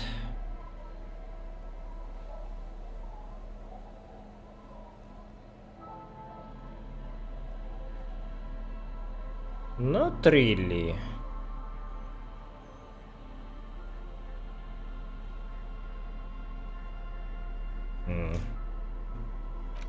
Alright. Yes? Aren't we going to talk about the boots I'm wearing? Maybe after quick saving, if he's gonna be like, I'm gonna confiscate those, I will fucking reload. I did not wait fucking extra 2 days to get rid of my boots this easily. Yes? Okay, let's talk about it. You stole the boots.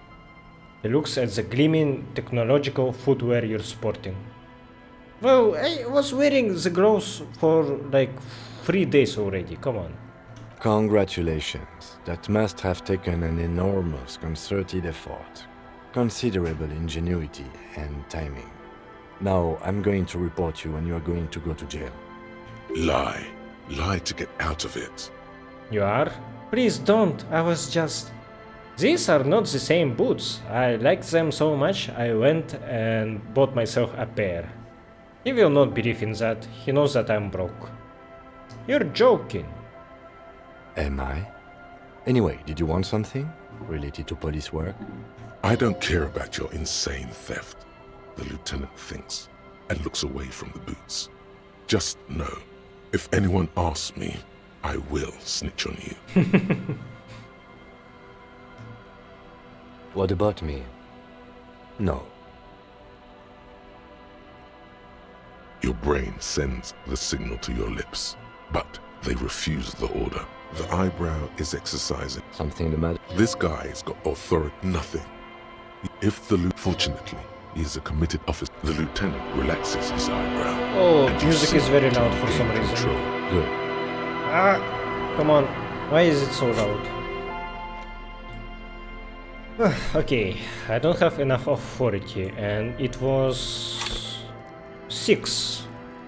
So yeah, I need to remember that I need more than 6 next time. I am determined to get this check. I am super curious what it will give me. Oh yeah, these pants don't really give anything to me, huh? What do I want? More composure would be nice to have. I forgot that I had these pants. They would be useful for other things. Yeah, I need to check my clothes more often. Yeah, definitely. Okay. Kim, time to send you away with the corpse and hope that maybe you will return in the evening if game will count how much time I still have left during the day.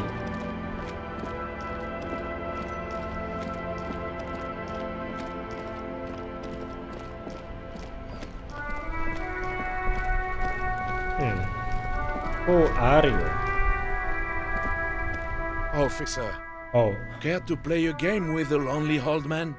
The jolliness is gone from Gaston's face. Actually, never mind. Wouldn't be the same. Imagine if he tells me that Rene had a heart attack and he's fucking died. Oh. He's fucking dead. Where is Rene? The prick is gone.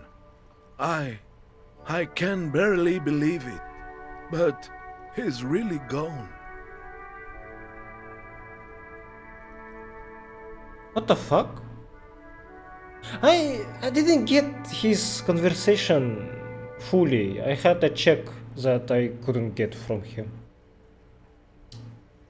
I wanna say may Rene rest in peace because I did understand that he's dead, but this will conclude the conversation. So yeah, gun where? Hell, most likely. He was an absolute Kent. How did he die exactly? His hungry little heart finally gave out. The dock workers found him in the guard booth this morning. Wasn't even supposed to be working for another week, but he just had to prove how tough he is. I think last time I talked with him, he did show some signs that his heart was having some issues. Did he feel like he has to prove he can still pull his weight? Doesn't need handouts? Yes, he was about to head home, 'cause when the dock workers found him, he was wearing civilian clothes and not the Cuketo uniform I saw him in all the time. Sometimes I thought he was wearing it just to piss me off. Now the joke's on him, 'cause he's gonna be buried without it. Do you think our conversation about his job pushed him to go out, sir? The irony isn't lost on me, but I wanted to talk about something else. No, Rene was the most stubborn man in Revachol. Nothing you or I could say would ever push him to do anything. The man was completely immovable. He has doubts, but right now, he just wants to move on and not think about it. Was he really that bad? I repeat, an absolute Kent. Even his old army buddies didn't want him around. He was like an old viper. The only people who could stand to be around him were Jenny and me. She saw something in him when we were just kids and she never lost sight of it. And I thought if the most beautiful being in the world can love him, then there must be something worth holding on to. Did you love him? We've hated each other our entire lives. So much, in fact, that... He falls silent and looks at you, eyes filling up with tears. Yes, I loved that angry prick. He didn't deserve it, but I did. You know what his last words to me were? Something mean? That he's sorry. Some right-wing royalist slogan. Something forgettable, like see you tomorrow probably. In Guillaume's time, you'd have been shot without trial. That's what he said to me. He lived a Kent and he died a Kent. Let's leave it at that. Here, something to remember your friends by. Give him the photograph of Rene and the girl. I'm glad I didn't sell it. Let me see. This was 60 years ago. We all went to that parade. Young Rene looks so happy, and Jenny... Eyes blurry with tears. He has to stop. I'm sorry, officer. I just... Thank you. Thank you for this little memorabilia. It really means the world to me. That was nice. A small thing for us, but invaluable to him. He probably didn't even know Rene had the photo. I offer my sincere condolences. Old people die, you better get ready to... No, I'm not gonna say that. Yes, we are both very sorry for your loss. It is what it is. Part of life, really. But to know someone for 79 years, then one day they're just gone. Despite their differences, these men played such a significant part in each other's lives that now that one of them is gone, the other feels just lost. I just don't know anymore. About anything, really. But you must need something. I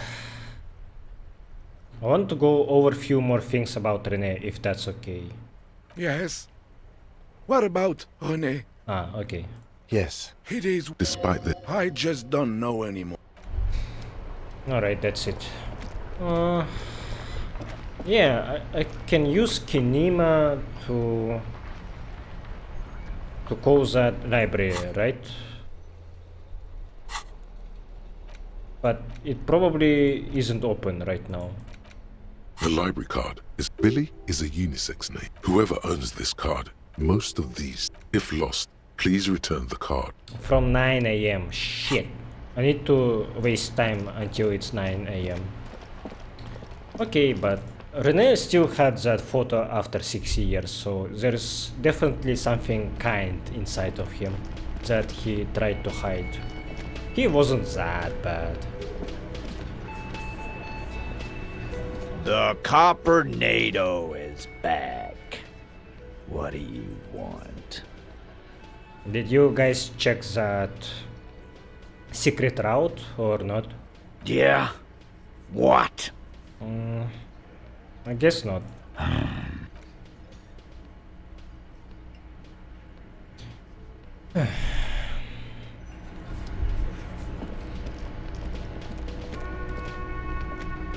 Again? Yes?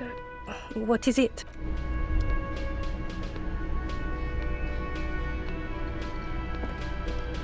Oh, sweetie, I don't even know how to thank you for finding my husband and helping him out.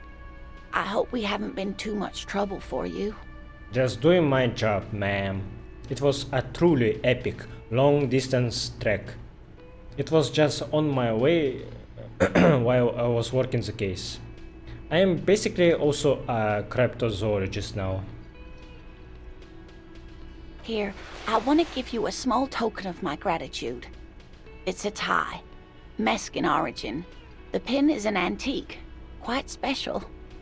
She hands you a thin ribbon held together by a silver bird skull.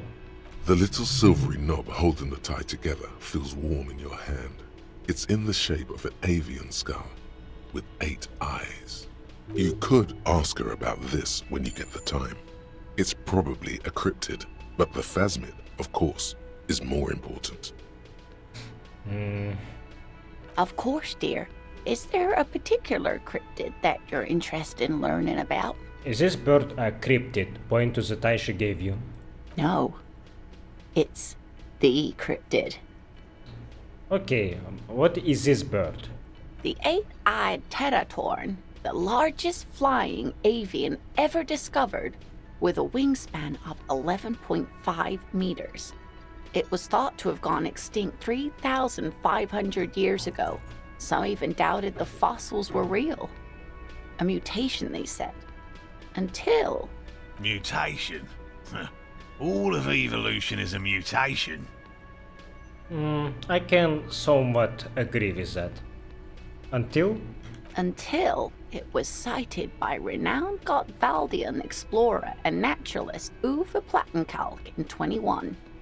This renown seems a bit dubious. Your own catalogue comes up completely empty. But, of course, you are not all-knowing. I need to hear about this sighting. It happened on a botanical expedition into the vast and unexplored Oamrau Canyon in southeast Ilmara. Dr. Plattenkalk got separated from his group during a sandstorm. Okay, and Oamrau is... the world's largest canyon system, sweetie. It's a barren waste east of the Erg Desert, an ancient riverbed completely dried up. What happened? Alone in the blasted desert heat, the doctor wandered eastward, where man hasn't stepped foot in over 1,000 years, since the fall of Pericarnassus. He was lost, without any navigation equipment and desperately low on water. After a day or two, he noticed a bird high in the noon sky. A great black bird. It seemed gargantuan. Every now and then, the bird would dive down to feed on an animal carcass somewhere on the horizon. But by the time Uwe got there, the teratorn had taken off already, and the carcass was picked clean. This happened many times. It followed him? More like he followed it. A bird that big has many liters of blood in it, and he was dying of thirst. For many days, Dr. Ploppenkalk followed the Tetatorn until they reached a great canyon wall, where the bird finally landed to rest. The professor climbed up there with a rock in his hand. He found the bird sleeping with his head tucked under its wing, a great black pile of feathers on the perch. So he approached, slowly squeezing the rock in his fist. Then the Tetatorn suddenly looked at him. He could see it had 8 eyes, 4 on either side of its skull, like a spider. And the man couldn't move. He was paralyzed, frozen into place with the rock in his hand. Whatever he did, he could not get closer to the bird. And why? The bird was controlling his mind. It kept him from approaching. He could step back, but every time he stepped forward, paralysis. Uwe spent 3 days trying until the bird flew away. I'm glad that he didn't kill this bird. Hold on, how did he survive to tell the story? The 8-eyed Tetatorn was indifferent to him, as long as he didn't get closer than 2 steps.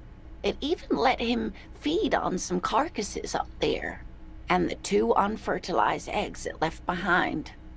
An 8-eyed mind-controlling bird. Fuck yes. Absolutely, sweetie. Cryptozoologists have been tracing it ever since, but Wamrau is vast, mysterious, and holds many secrets. Modern radar telemetry shows great promise. We will confirm this one by the end of the decade, latest. This one I liked. Not only does it have 8 eyes, and is a living fossil, and the largest bird ever to live, it also does mind control. He's sincere. He likes the audacity of it. So, that was the last time anyone saw of it. Sadly, yes. But there are numerous reports of 8-eyed bird skulls from Il Mara. And then there's the striking resemblance to the Pericarnassian imperial eagle, an ancient heraldic symbol that is hard to pass off as coincidence. The imperial eagle, too, had 8 eyes. Not really. It's just stylization. The way they drew eyes.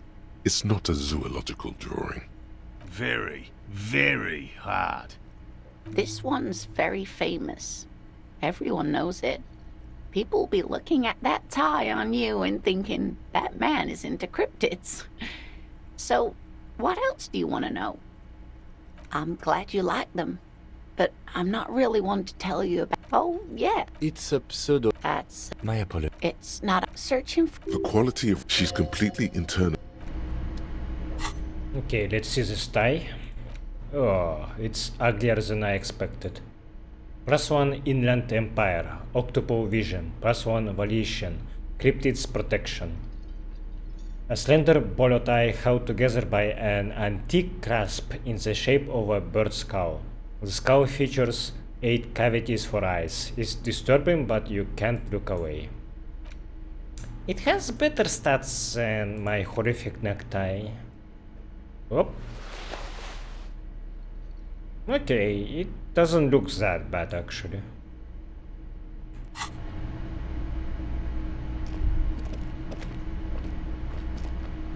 I couldn't possibly shower thanks on you as enthusiastically as my wife has, but I am grateful for your assistance, officer. He tries to play it cool, remain professorial, but inside, this man is itching for some news on those traps. So I checked all the traps. Good. Okay. And? And one of them was empty. Completely empty? His eyes grow wide. Yes, there was nothing in the trap. No locusts, no phasmid. No locusts? No phasmid either? That's not ideal, but... It just means the Insulindian phasmid is even more clever than we thought. She's engaging in a well-known self-deception called motivated reasoning. You should correct them. Of course, more clever. Yes, the Phantasmadeia picked off the locusts and escaped. This is good news, though we'll have to reconsider the design of the traps, make them more secure. Another trip to the reeds. Oh, that guy was Gary? I thought it was someone else. Yes, that's exactly what it is. What a deft hunter this phasmid. It's not very scientific to reason backward from a conclusion you want to be true. I don't know, I'm not persuaded. Of course. Be sarcastic. Unless you have an alternative hypothesis you'd like to venture, mine stands, okay? He misinterprets your words. I was actually agreeing with you. Actually, no. Excuse me for getting emotional. This is a big deal for us. You've helped us twice now, and brought some great news too. My gratitude, and the gratitude of the Société Cryptozoologiques de Revachol, is yours. Okay, should I put my point into composure actually? Composure will give me how many checks? It will give me check for it would give me check about Rene, but it's too late now. Pile of clothes.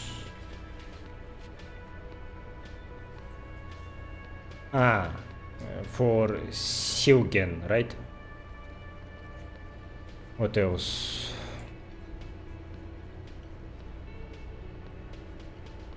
Map? Whoa.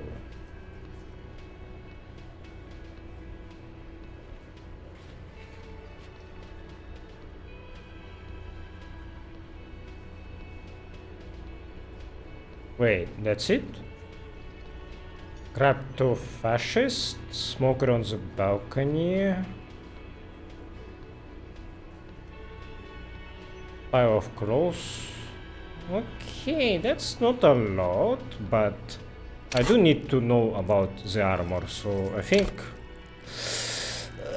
should I? Or should I collect more experience from Encyclopedia?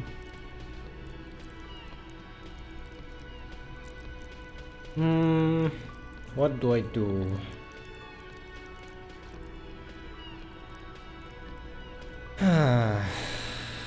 Tough call, actually.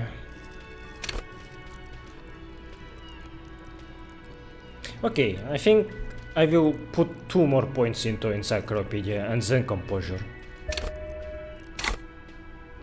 Heartfelt gratitude. But does it feel like closure? What really happened?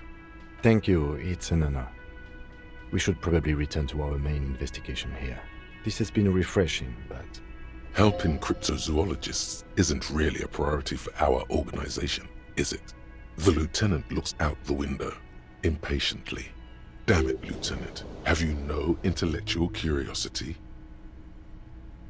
Insulted Morell? Not intentionally. Enthusiastic about phasmid. Cuno's a hooligan. Oh, did Cuno did that?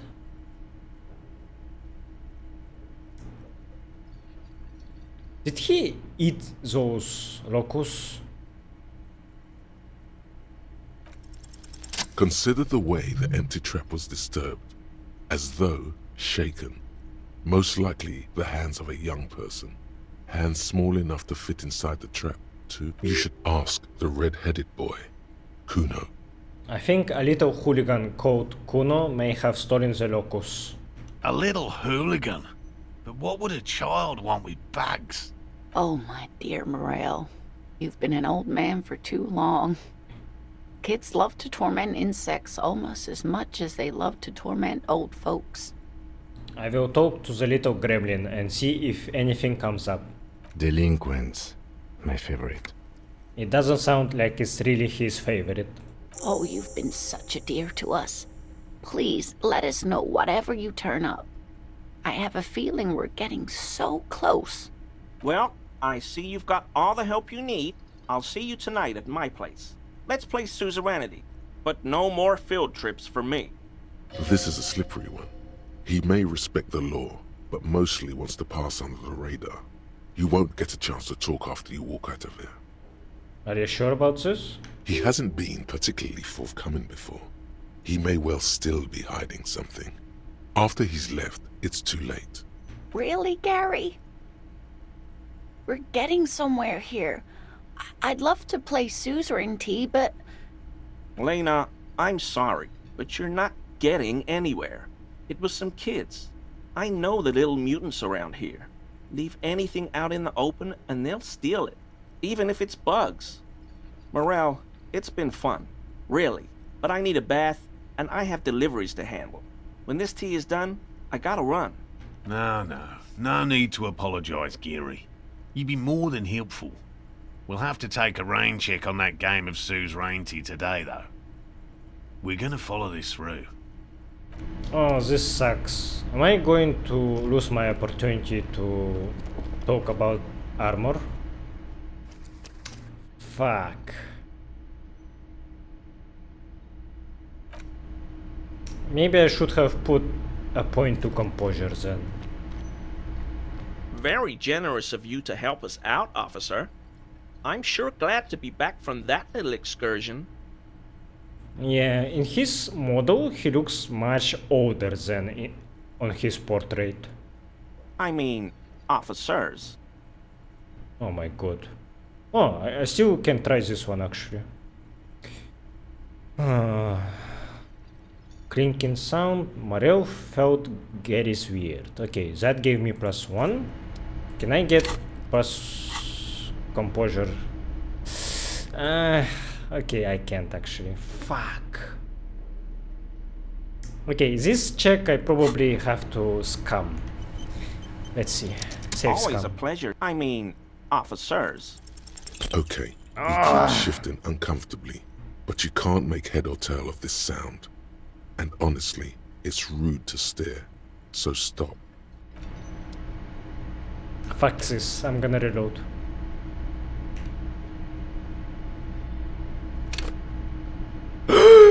No! This bastard outsmarted me? Okay, let's check his apartment.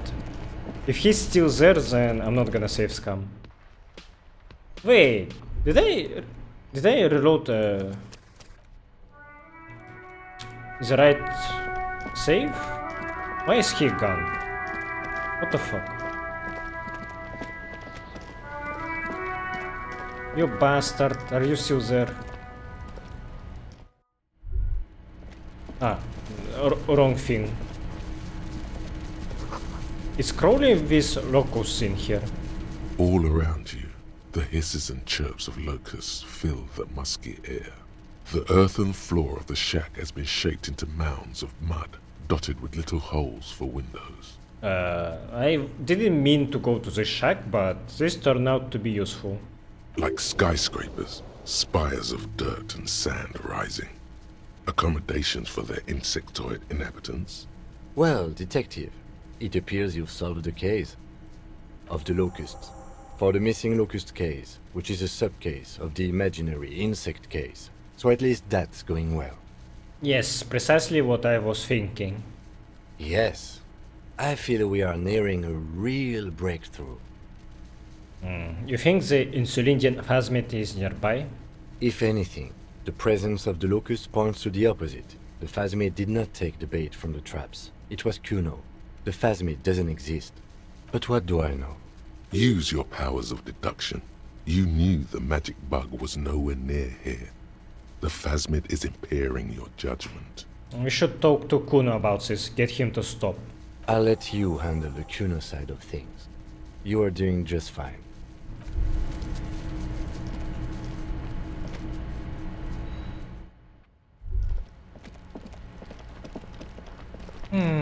So I need to go over there. Fuck. Let's do that first. I need to make sure that Gary is still available to talk. If he's not, then I'm fucked. Woman that was reading books is not here anymore. Did she notice that her husband is not home?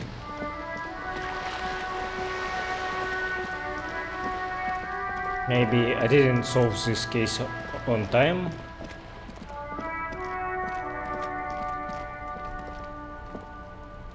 Trying to sneak up.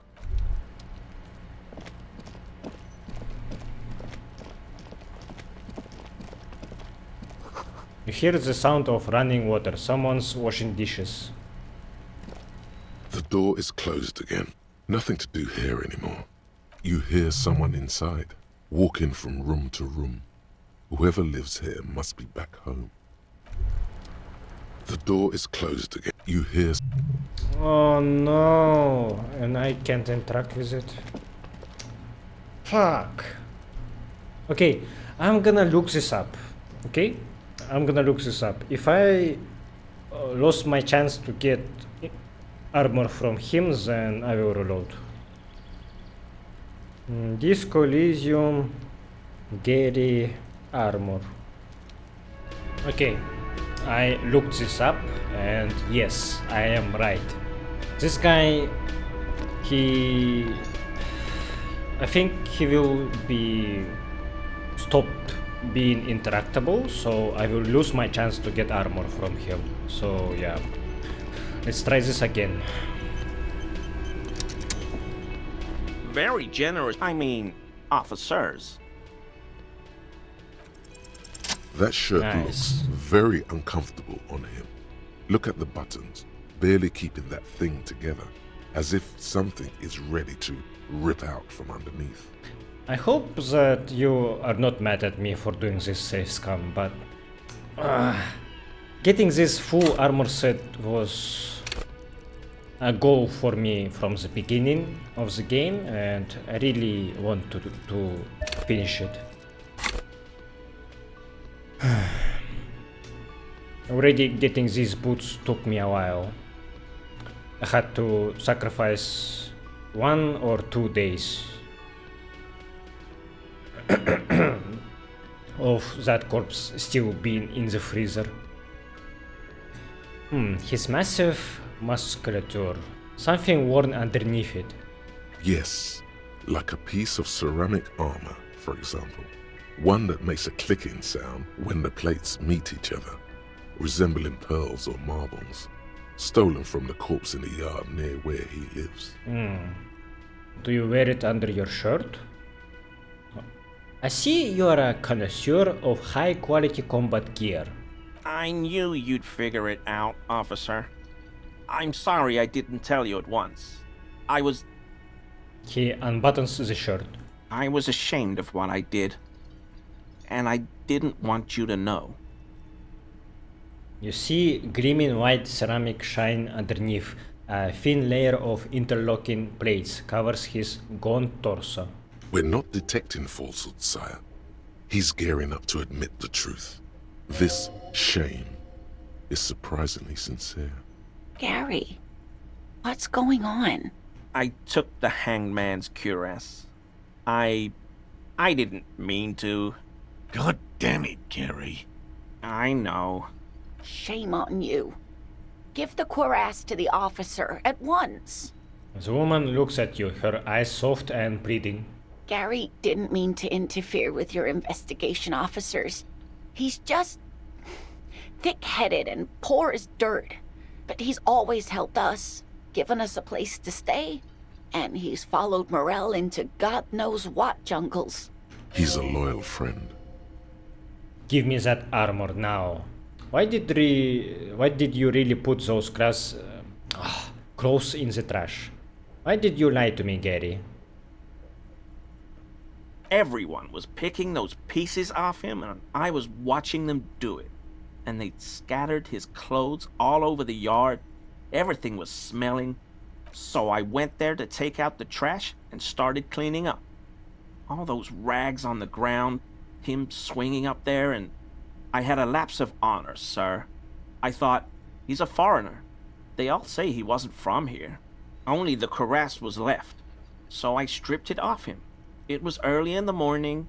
No one saw me. I took it with me. It was a mistake. Had I known it'd give you guys trouble, I wouldn't have... Fuck. We're detecting sincere contrition here, sire. He's not trying to flatter anyone. It's okay. It was a loose end, and you are tying it up now. I'm so fucking sorry I called you Yellow Man. Sealite officers commanded the suzerain's navy. Most of them sided with the king when... He shakes his head. They were thoroughly conservative men, he realizes suddenly. It's difficult to say what the lieutenant thinks of this historic apology. His face does not belie emotions. He sighs again, hangs his head, and unbuttons his shirt fully. A cuirass that matches the dead man's boots comes into view. Soon it is in your hands, smelling of his sweat, but so light to hold, like a bag of cotton. Because I was weak. I should have told you the moment I saw you, but... He's a scaredy cat. The woman looks at Gary, her eyes motherly. Do you know who killed the hangman? I always thought it was the Union, but I sure as hell won't go around saying that anymore. You have my word. I don't know, and I won't be running my mouth on this subject anymore. This is all he knows. Are we done here, Gary? Yes, absolutely. I will never do anything like this again. I won't mess with Mr. Clare either. You have my word. Okay. Maybe I should talk to Mr. Clare. Actually, yeah. +1 pain threshold, thicker skin, +1 volition, borrowed confidence, -1 empathy, mania of invulnerability. Is this better than my jacket? Not really. Oh, you wear it as a shirt? Oh. Huh. In that case...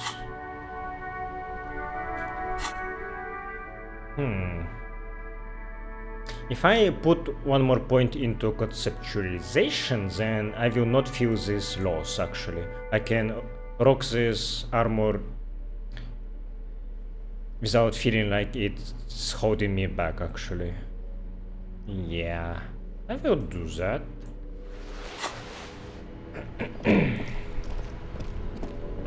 So let's talk to Evrart, maybe, and maybe I should confess to Mañana about me snooping around in Gary's apartment, because it doesn't matter anymore. Hola, Wandering Man. How can I help you now? That weasel I visited, turns out he has one hell of a colonial mag collection. Yeah, the janitor who gave me the key to his apartment said the guy's a bit of an asshole. Yes, his mag collection certainly represented antiquated social values. See how we are all busy concentrating on the racist mags. That's what the ruling class wants.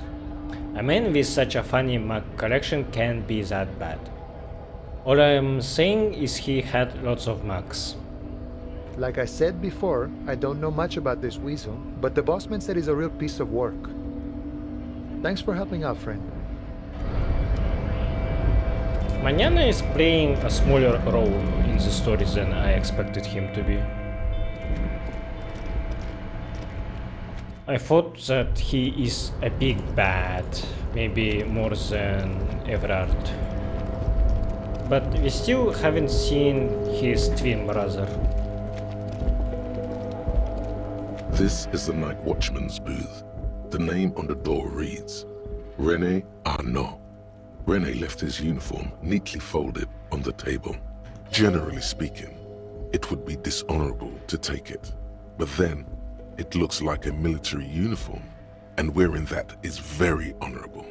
So, a conflict of honor, it's up to you. I will leave it.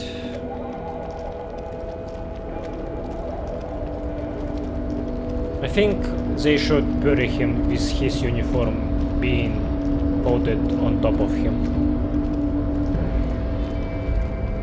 You're back before the cargo container.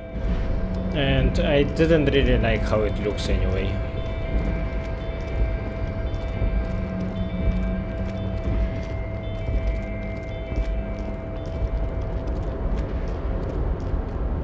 Oh, hey, mister. I'm not gonna bother you with a long greeting.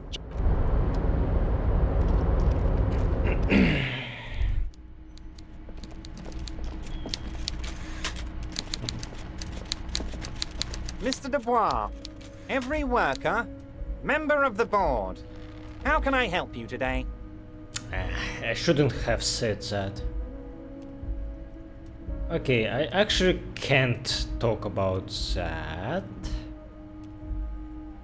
Should I do his second task?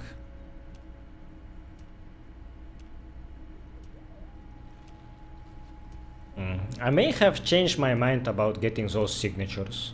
You bring joy to my heart, Harry. Fuck. Such a pleasure to be working with you. Here.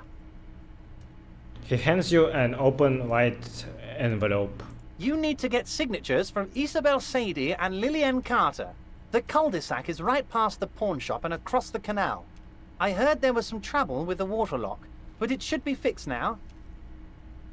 I thought that I would repeat his dialogue, previous dialogue that we had about this task, but he is immediately, oh, you're agreeing. Shit. I was still thinking about this. Once you have the signatures, mail this to 13022 La Rocca in La Delta. Then we can talk about your gun. I mailed the signatures you asked me to get. Lie. I can lie later. When I actually at least get away from him. I can't lie immediately after getting this task.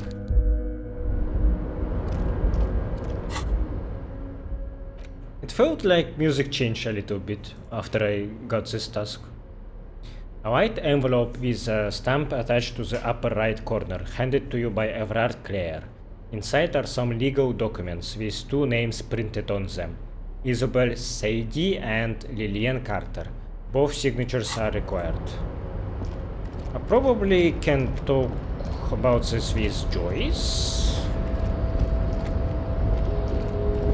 Ask her opinion on if I want to complete this or not.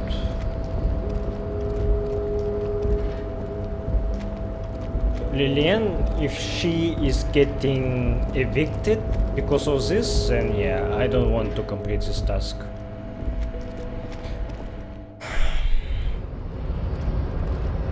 Hey, Measurehead, something new to say?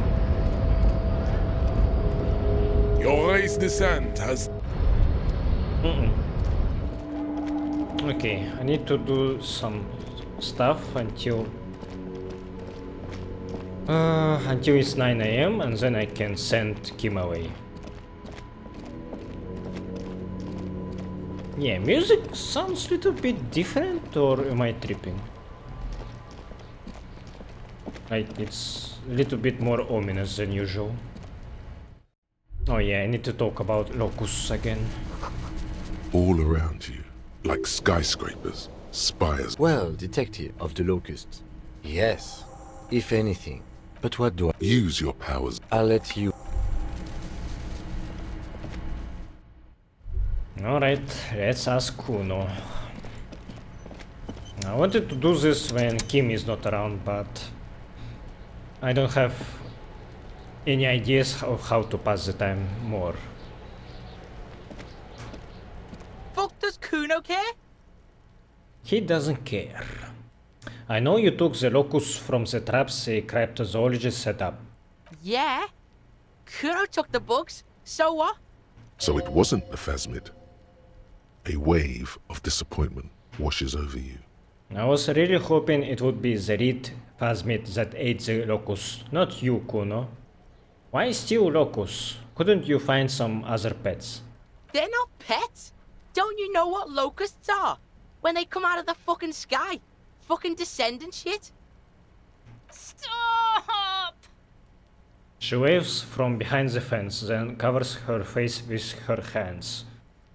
She might have same phobia as I am. I fucking hate locusts and grasshoppers. I shudder at being near at them because of how when they jump it's so fucking trippy. I just expect them to jump into my face, and locusts also can fly. They're huge, they're sharp, so also they can bite. It's very painful. In my village, we had problems with locusts every summer, and their swarms are fucking huge. I don't want to deal with them anymore. You stop! It's like they're night. Locusts are like this huge shadow. Locusts coming down like a shadow. This must be the night city he mentioned when you asked him where he's been. Point at the shack. So, that in there is Night City. Yeah, Locust City. City of rage. City of lights. There's a tug of war over the name of his fantastical city. It's almost too big for his imagination. The girl forces herself to watch again, the corners of her eyes twitching from discomfort. City of Rage sounds like a cool place. What are you, some kind of artist now? Maybe I am. He says, looking at you straight in the eye. Did he just say I? Cuno usually calls Cuno, Cuno. Hold on, did I hear you right? You said I. Cuno made Cuno. Cuno says whatever the fuck he wants. There are no rules here, pig. I fucking say I when I wanna, and Cuno when I wanna. Cuno's free. Cuno's free to fucking die, bitch. This is what he sometimes does when things get tense. Making art is a worthy calling. I am something of an artist myself. You should listen to your friend, Cuno. Art's lame as hell. Oh my god, Cuno! He's gonna make you totally lame in, like, 3 seconds! Don't let him, Cuno! Yo, fuck you, see? Cuno can be what Cuno wants to be. Cuno's his own man. Cuno's free.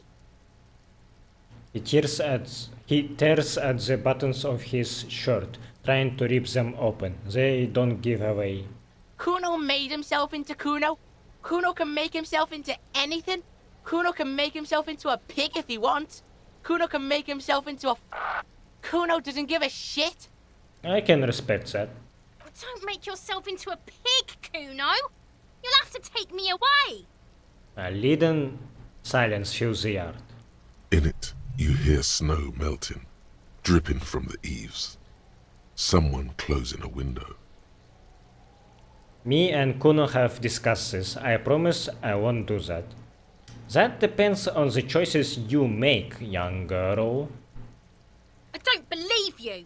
She disappears entirely behind the fence. For once, the boy is lost for words. He turns completely red now, with splotches of white beginning to appear across his face. Use this momentary confusion to take control of the situation. You got him. Now convince him to leave the cryptozoologist's traps alone. I need you to stop taking locusts from the traps. The cryptozoologists are trying to find something very important. Those locusts are bait. I have to ask, what does the city of locusts mean? What is going to happen to the locusts, not towards the shack? Number one sounds like I will conclude the conversation, so maybe I should ask something else. It don't mean anything. It's shit. Cuno just likes to focus. Cuno likes to concentrate on shit. Build shit when he's zipping hard. Fuck. He turns his burning face up to the falling rain. Pig, you really shouldn't have fucked with Cuno City. Now it's all fucking lame. He says, finally lowering his gaze to meet yours. I don't give a shit. I don't need the locusts anyway. Shit is all lame now. C was right. The girl's face appears again, above the fence, just long enough to make eye contact with Cuno. She doesn't know whether to be glad because Cuno is finally convinced of the lameness, or more worried because of his continued use of the first person singular. Cuno is Cuno. not I. Cuno's gonna let the fucking locusts die. Okay, now that's settled, I better be off. The fuck are they trying to catch anyway? With the traps? The Insulindian phasmid. Huh. He recognizes the name. Wait, you know what the Insulindian phasmid is? Bitches think Cuno doesn't know shit. The fuck out of here. Cuno's tired of this shit. There's silence between the two children. They're not saying anything to each other, nor looking in each other's direction.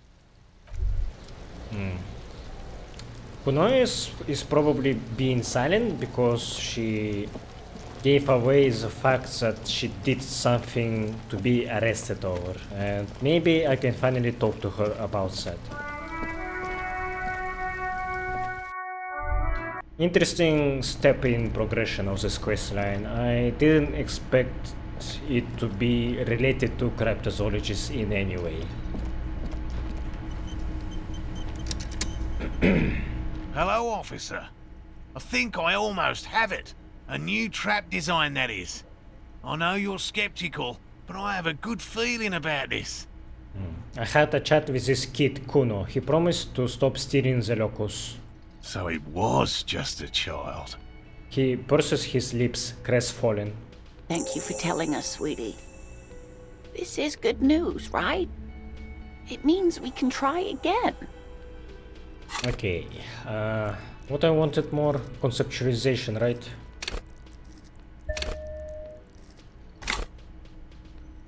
She acts chipper, but something's changed in her tone. A hidden worry. Something is secretly gnawing at her confidence. It's not this Cuno kid or the missing locusts. It's something else. Yeah, I was thinking that she made up the whole story just to get closer to Morell. Yeah, you're right. We just need to restock the empty trap. Then we'll need to inspect the traps one more time. And then maybe we can.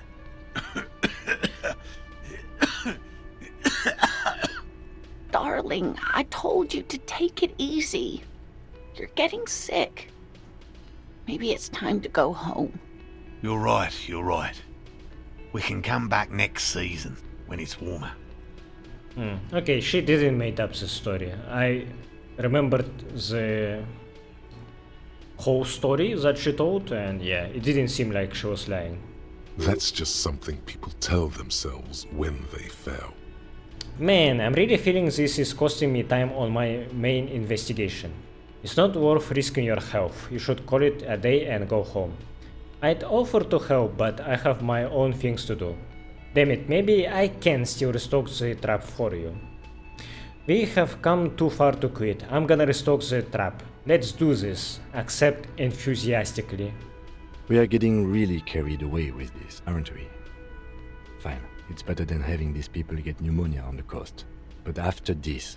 He wants to see this tale through, as much as you. Otherwise, he'd have stopped this already. But he cannot let it drag out after this. Really? It's too much, officer. What Morell means is we're grateful for your help. Here's a fresh batch of locusts. They should slide right down the funnel. And thank you again. We will definitely mention you, should this lead to a discovery. I'm not talking co-discovery, of course, but... This sound was so nasty and so fucking loud. This would show them all. We need to get you on that list of discoverers. No question about that. Did you know Gary was hiding the armor? Hell no. I had no idea. And I'm still cross with him, to be honest. It's not like him. He's got his quirks, but dishonesty, disloyalty are not one of them. I don't know what got into him, officer. Thank you for letting him off easy. He won't forget it. We'll make sure he won't.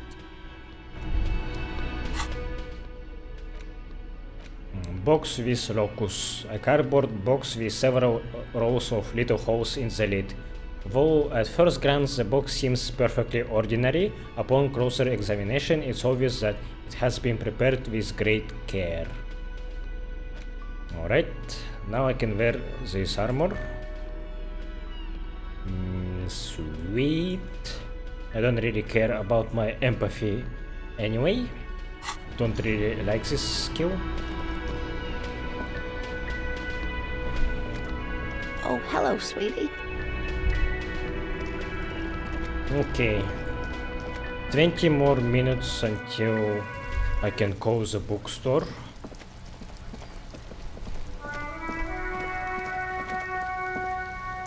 Hello again, sir.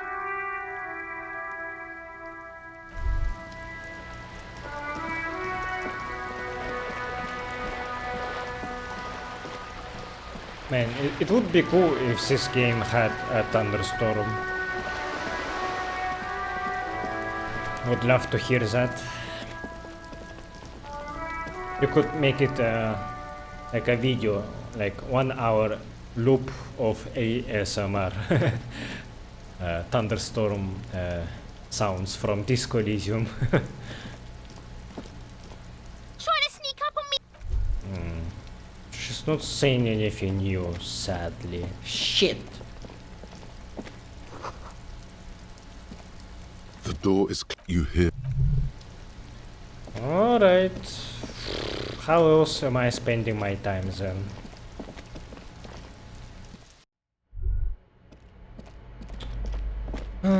How do I spend 18 more minutes?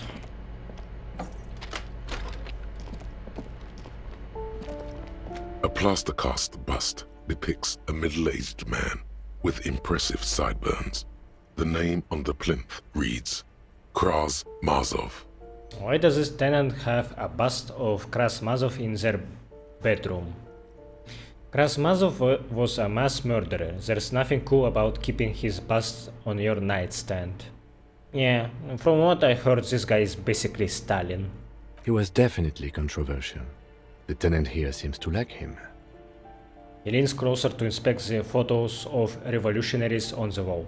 There aren't many communists around, not after the revolution. Some youth still keep the ideology going, it seems. Why does this tenant have a...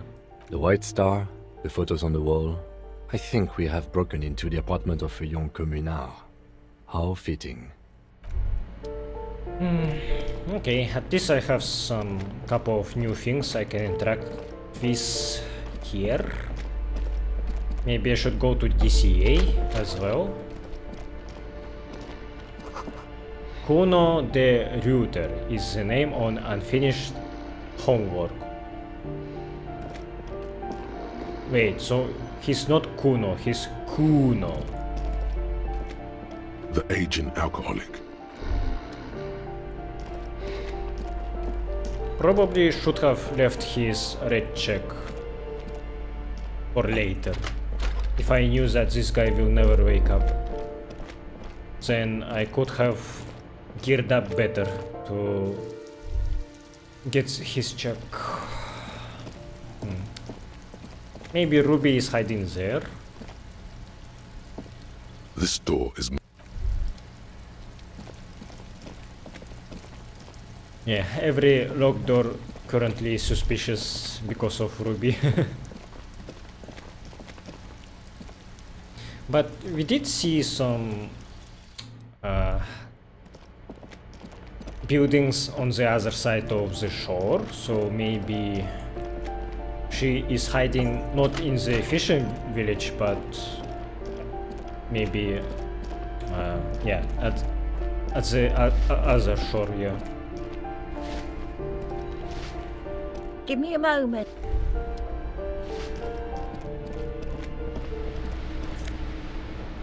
Book 16 Days of Coldest April.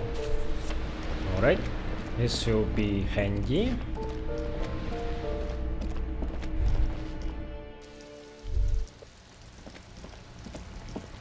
Okay, Cindy, will you react to my Fuck the World shirt, jacket?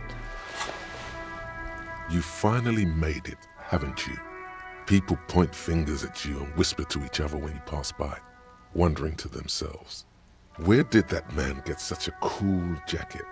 Did he receive it upon graduating the École Normale Supérieure de Badasserie? Is he dangerous? Yeah, a danger to myself. What am I doing? This is insane. Oh no, believe me, it will be everyone else who's uncomfortable with it. You're safe. No one dares say a word, unless they're, like, from your station and coming to judge you. But what are the chances of that happening? Maybe I should talk to my colleagues with this jacket. Okay, I think I know... Oh, I think I know what I can do. I should talk to Lillian and see how Kim reacts to me trying to do this Evrart's task. Went to the village on the coast, officer. See you there. Joyce, says the note on the coast.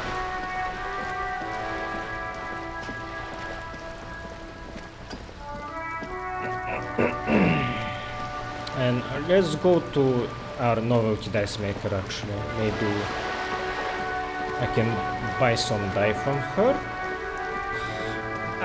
But actually I'm very low on money.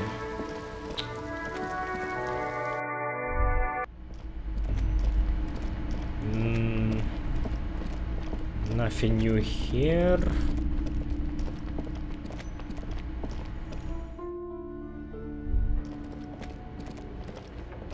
Smells like leather and sweat. The barbell waits patiently on the floor, like a dog for its mother. Okay, this check is super hard actually. How many clothes do I have for physical instrument? I think it was just a shirt, right? Yeah, this one.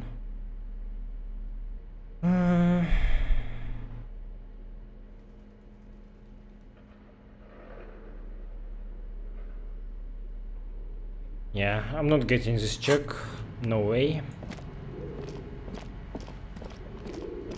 Kim, you wanna talk? It's dark. The lieutenant states the obvious. And the flashlight works a lot better if you hold it in your hand. Flashlights go in hand? Stare at your hand uncomprehendedly.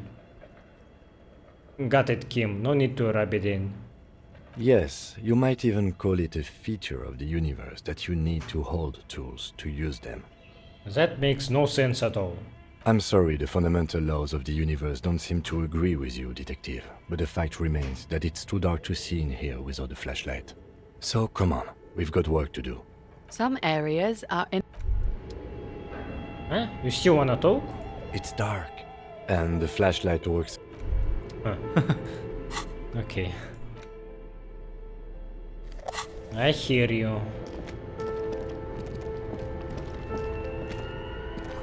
Poor animals, no rest for their bodies after death.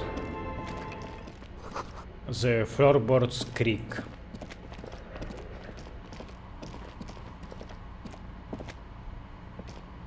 Oh, it's you again. Are you looking for a die? She has a shivers check. Of course. Tell me what you have in mind. Do you know the Viral untethered setting? I want a die for that.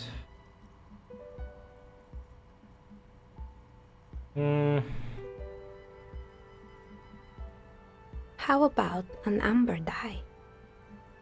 Nah, amber sounds too boring. Alright, maybe some other die then? What about a cursed dice? What do you mean by cursed? Abracadabra, perish like this world.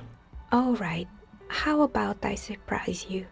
Come back in 8 hours with 7 real, and I'll give you your cursed die. 7 real? It's a deal. Order the die. Great, see you in 8 hours then. Was there anything else? Tremble. The time is now. Taola. What time? Time for the show. For Taola. The hallowed time of fear and disintegration. A countdown has begun. All will collapse on itself. The world will disappear into a single grain of blackness. All sound will be muted. All life will scream. Wait. When did this countdown begin? Monday morning, the moment you arrived in this reality, are the first crack in the sheer face of God. From you it will spread. Ta'ola, what is that? Ulogu Theodos, Xino Zausin, Ipoli Osithian, Echondes Fronisin. This is because of the insane world ending I have been saying, isn't it? It's Apocalypse Scope. Yeah. But I got 3 points, not 4. Yes, you spoke the words of the Palindropos and the houses of Pericarnassus. Items, people, even words will tumble. All will lose its meaning in the coming years. That is why you marked yourself. Okay, I know a little bit about this. So basically, Half-Life is predicting a world end, and I think it happens in 27 years after this game, and people know about it from either the book or the tabletop game that was made before Disco Elysium. They are set in the same universe, and Harry, he can be an apostle, a prophet that knows about the coming apocalypse, and he just knows it, and he can tell people about it, and no one will treat it seriously, I assume. I have no idea if there's any way to prevent it from happening. I am curious about this, but I do plan to make a second playthrough with 1 and 1 points in psyche and intelligence, and maybe 5 and 5 points in physique and motorics, or maybe 6 and 4 build. So opposite build of what I'm rocking right now, and that's where I want to be an Apocalypse Cop fully. So I actually will reject this thought, even though I do know that it's legit.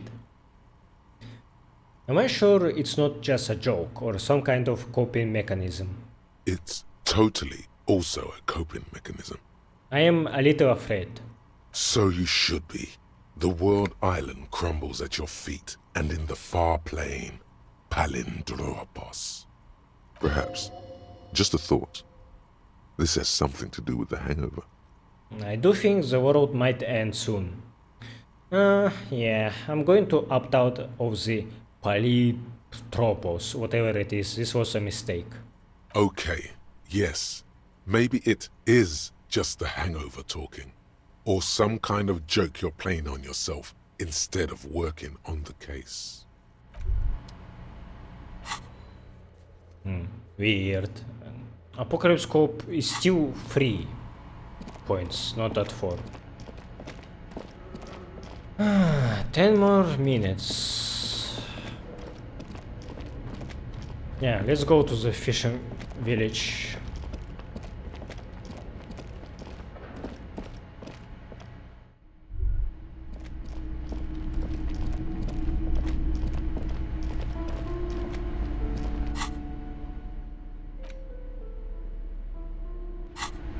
Did I spend my 7 real or not? It feels like I still have my money that I should have spent. Maybe I'm tripping. Maybe I had 20 real and didn't realize that.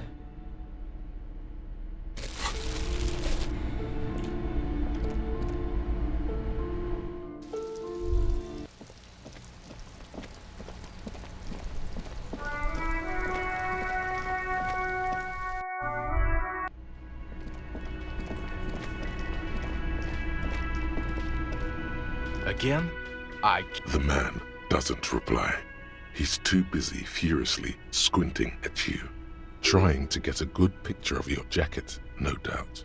Can he even see through those glasses? That's funny. Yes. At least he reacted to it. This jacket does look cool. Oh. It's the wrong one. Okay. Does look decent, but the writing on it, yeah, it's horrible. Oh, I had phone people. I forgot about it actually. Man, I wish I found something better than this commander's jacket. I'm tired of wearing it actually. But its visual calculus buff is too valuable for me. The trap stands empty amongst the reeds. No insect sounds or movement around. Only the reeds, melancholy rustling. Rain drips from the netting of the trap. Release the locusts into the empty trap. The locusts, dazed from being transported, slowly begin to acclimate to their new surroundings. They're not really going to get the chance to get comfortable here. Good, now that's done. When do you think we will return to our impending apocalypse of a murder investigation? Don't answer that. It was a rhetorical question. He doesn't want to, but if there is one more cryptozoological runaround, he must force the investigation back on track. This better be it.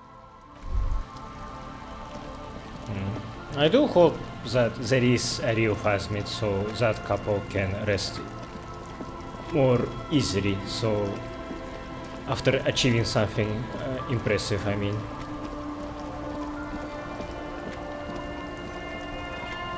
Our tenant, the policeman. I hope the waves don't keep you up at night. What can I help you with?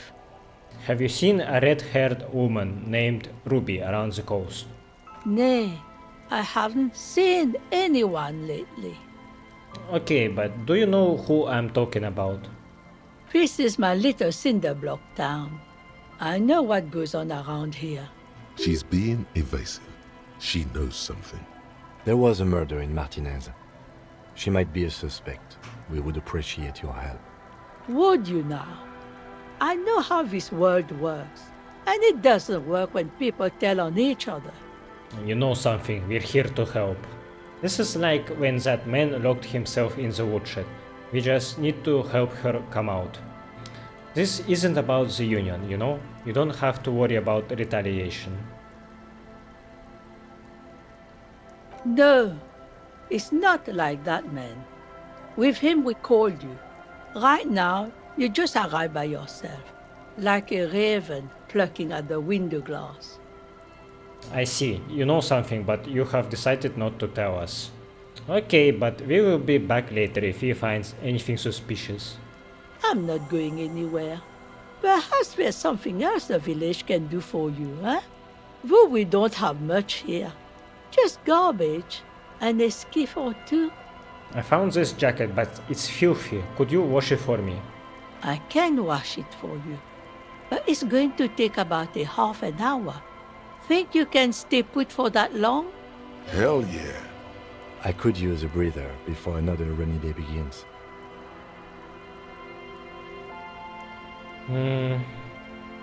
Yeah, I will wait. Well, hand it over then, and I'll see what I can do. Must say, I'm proud of this one. It's pretty nice underneath all that filth. I hope you'll have an easier life in your hands. This woman is very nice, actually. I'm kinda sad that she didn't ask for payment for this.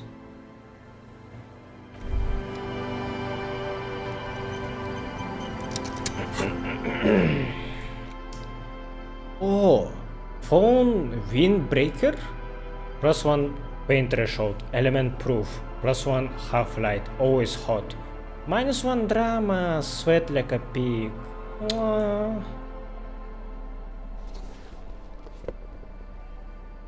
It is a nice... what is it? A sweater? But One drama.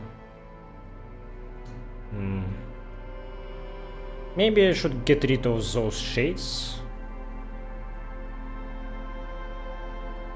But I will lose 2 visual calculus actually if I do that.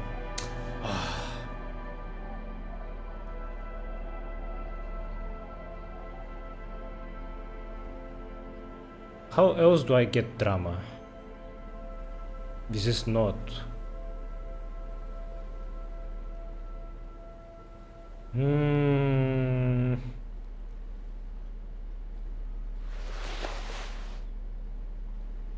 If I do it like this, I still have 20 drama, right?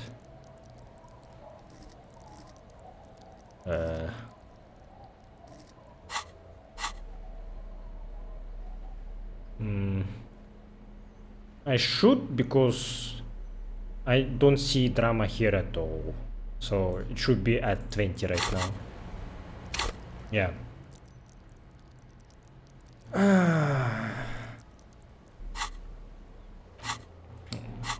Am I really doing this? Am I wearing this knot instead of this tie?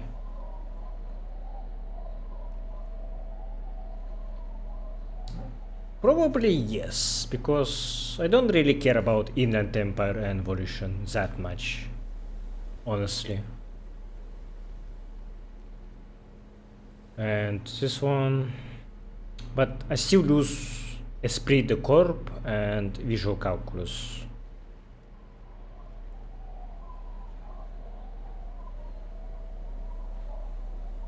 Actually, +1 pain threshold and +1 half-light, actually, that is not that useful for my build, if I think about it.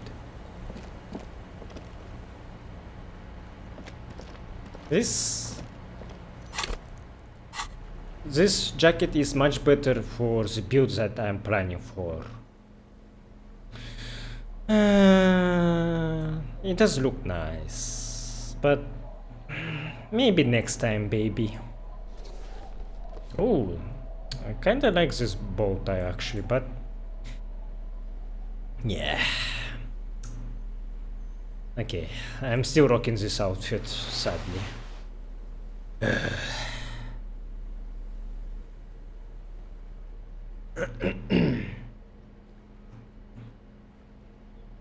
Maybe I should wear these people and give myself plus perception.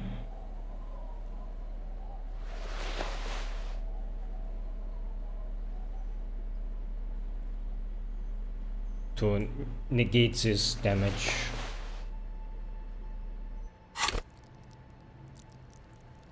I am min-maxing very hard, am I? Maybe too much.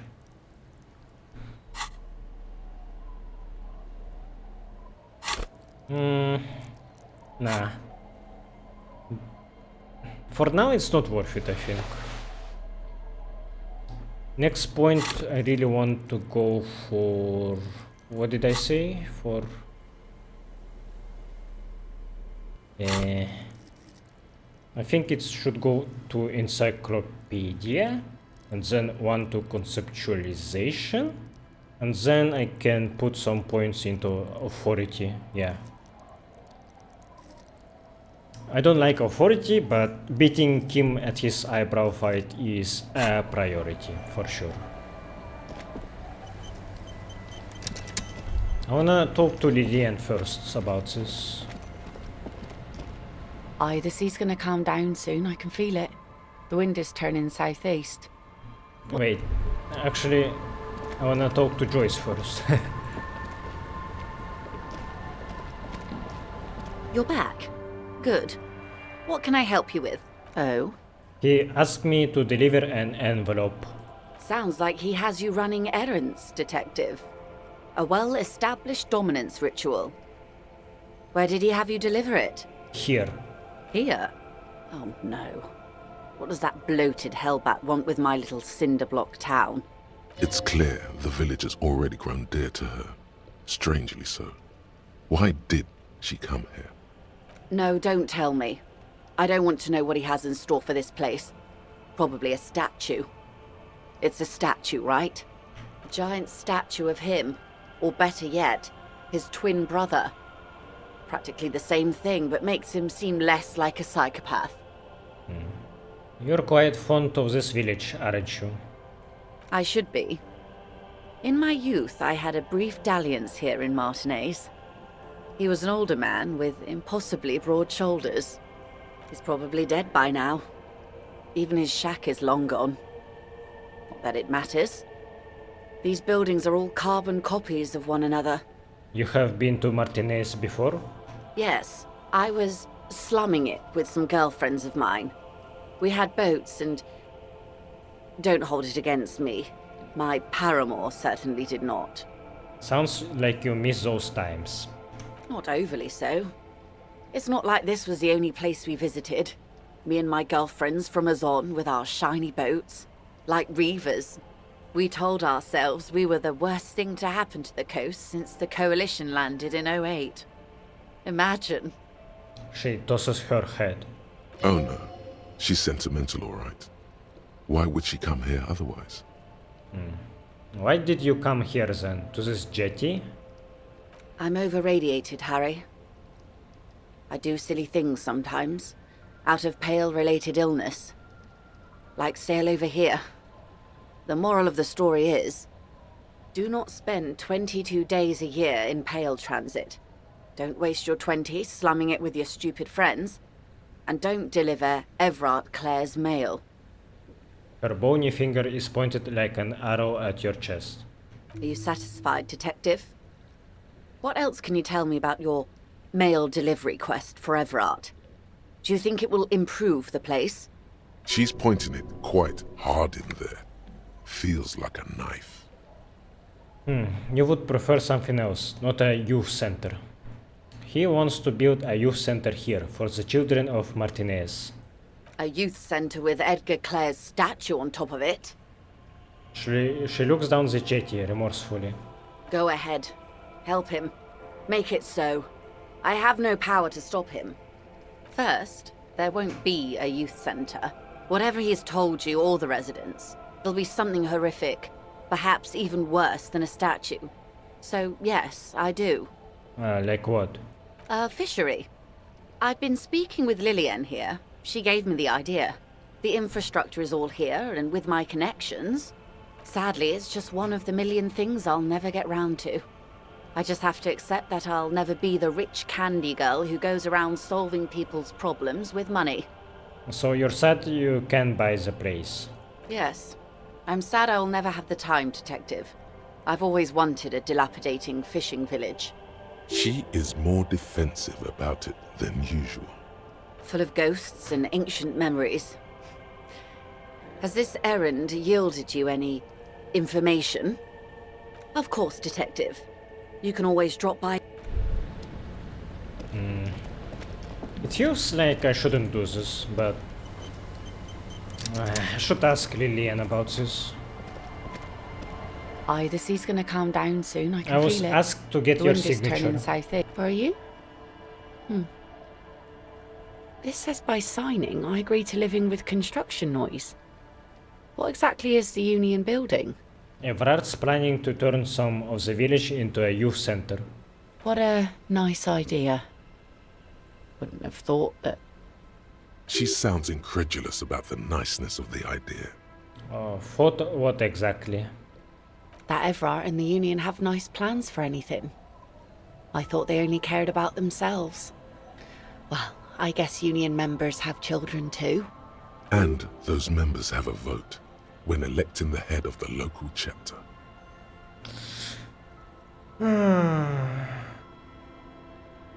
Okay, I'm just giving her a choice. You are not required to do this, but if you want to, go ahead. Here, use my pen. He has a pen and everything. She takes it from you, a doubtful look in her eyes, clicks it and places the tip on the paper. Here you go. Wait, why did you sign it? I shouldn't have. No, it's a youth center, why shouldn't you? I mean, it's Evrart, so it's probably a mistake. Probably, but it is a youth centre and I have children. Got to give them something else to do. They're cute and small now, but they're growing up fast. I had my first drink when I was 11 because I was so bored. Anyhow, you also need Isabel's signature. If it's a bad idea, she won't sign. You'll find she's a tougher nut to crack than me. Sound logic. Division of labor. She leaves the skepticism to the skeptic. Sounds like Isabel is the leader around here.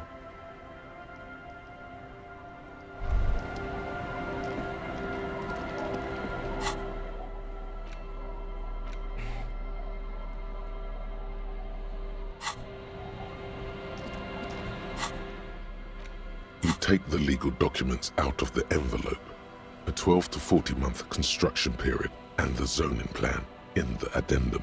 Underneath all this, Lillian's signature and an empty line waiting for a signee. Try to find a loophole in the deal. Wait. I can do this little bit easier to do with that people. By 1%, just in case. You take the legal documents out of the envelope. Much more. A 12 to 40 month construction period. There doesn't seem to be anything of interest here. No fine print. You're smart. You can read.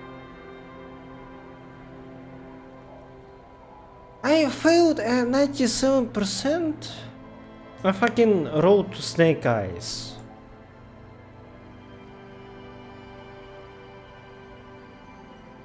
Look at the zoning plan. The youth center cuts into the ocean like the bow of some great modern ship.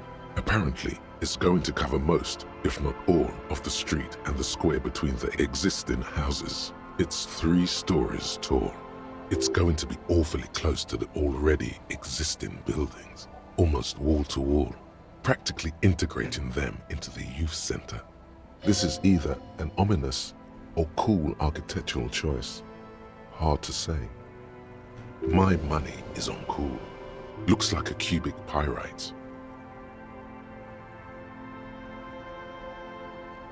Conceptualization gave me -1 to this check, but it unlocked it back, so I can retry it. There is no loophole.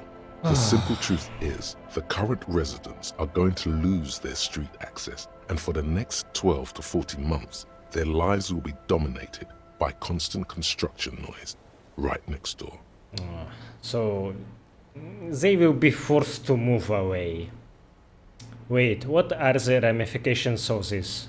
Once the construction starts, it will probably take a few months, a year maybe, for even the most stubborn occupants to get tired of living like this.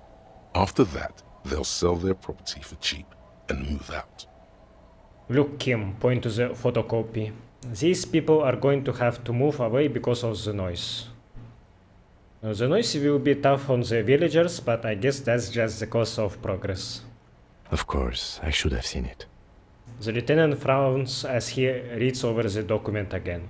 Evrart probably has eyes on us, but if the second signature were to be somehow wrong... I couldn't inspect this envelope before because it wasn't open. Lillian opened it.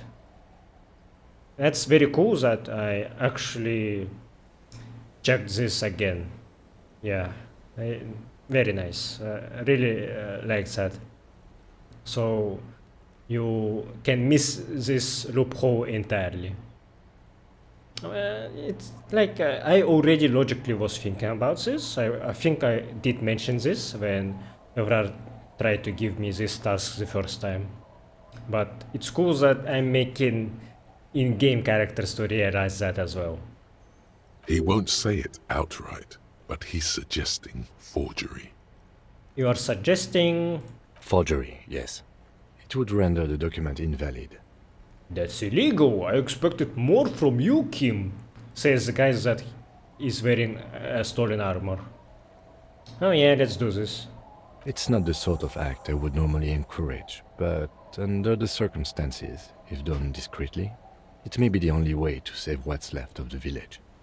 Or you could try to trick Evrart. Get someone random to sign the document.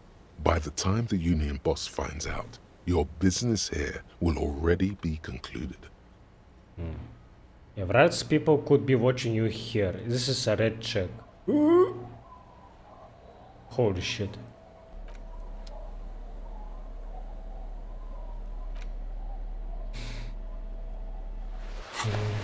Can I talk to Lilian again? Aye, the sea's gonna calm down soon. I can feel it. Nope. Joyce? You're back. Good. What can I help you? Oh? Sounds like he has you running errands, Detective. Here. It's clear. No, giant statue of him. Yes. She is Full of ghosts and ancient memories. Of course, Detective. You can... Okay. Who can I ask about this? Or maybe if I go inside of the shack, I can do this by myself?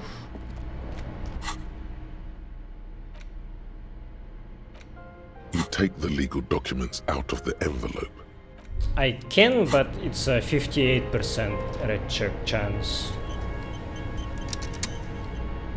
What is this? As you look at the floorboards in this corner of the shack, it's clear one of them isn't quite level with the others.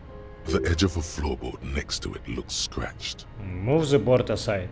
Hollow space underneath the floorboards is dark and damp.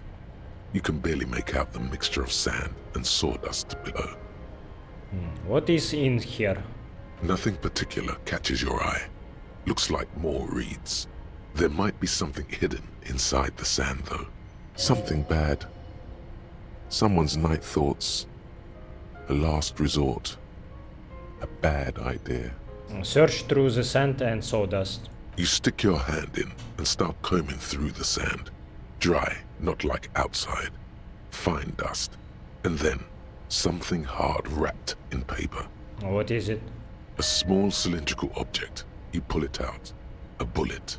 A 9mm bullet, to be exact. Fit for all muzzle loaders of that caliber. This bullet isn't for a breech loader like the murder weapon. The floorboard isn't interested. Maybe the washerwoman is. You have enough to confront her with. Holding the bullet, you get the feeling this isn't ammunition against you. It's for herself. What the fuck? She has a gun? She has a gun? My gun?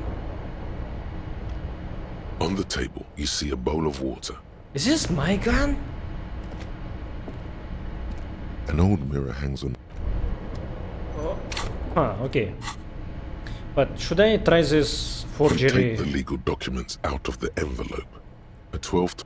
I don't know. 58%. Maybe I should search for someone to ask for the sign first. If I don't find anyone, then I can do that, yeah. Can try it myself. Our tenant, the policeman. I hope the waves don't keep you up at night. What can I help you with? Why was there a bullet under the floorboards of your shack?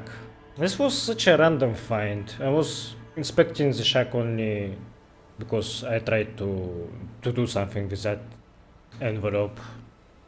Why I didn't see that floorboard before? I don't think I put more points into perception today. I didn't see it yesterday. Damn that girl. A bullet? The lieutenant turns to you and gives you a little nod, then turns to the washerwoman. You didn't put it there, did you? She did. Ruby? Gone and hid things in there? She's usually a good tenant, and not a stupid one either. You rented the room to her. Yes, I let my room to that Ruby girl. She speaks slowly, wringing out a rag after a long silence. Her hands move into the water bucket. Some water sloshes over the edge. Okay, Ruby... It's not confirmed that she has a breech loader rifle, but... She probably...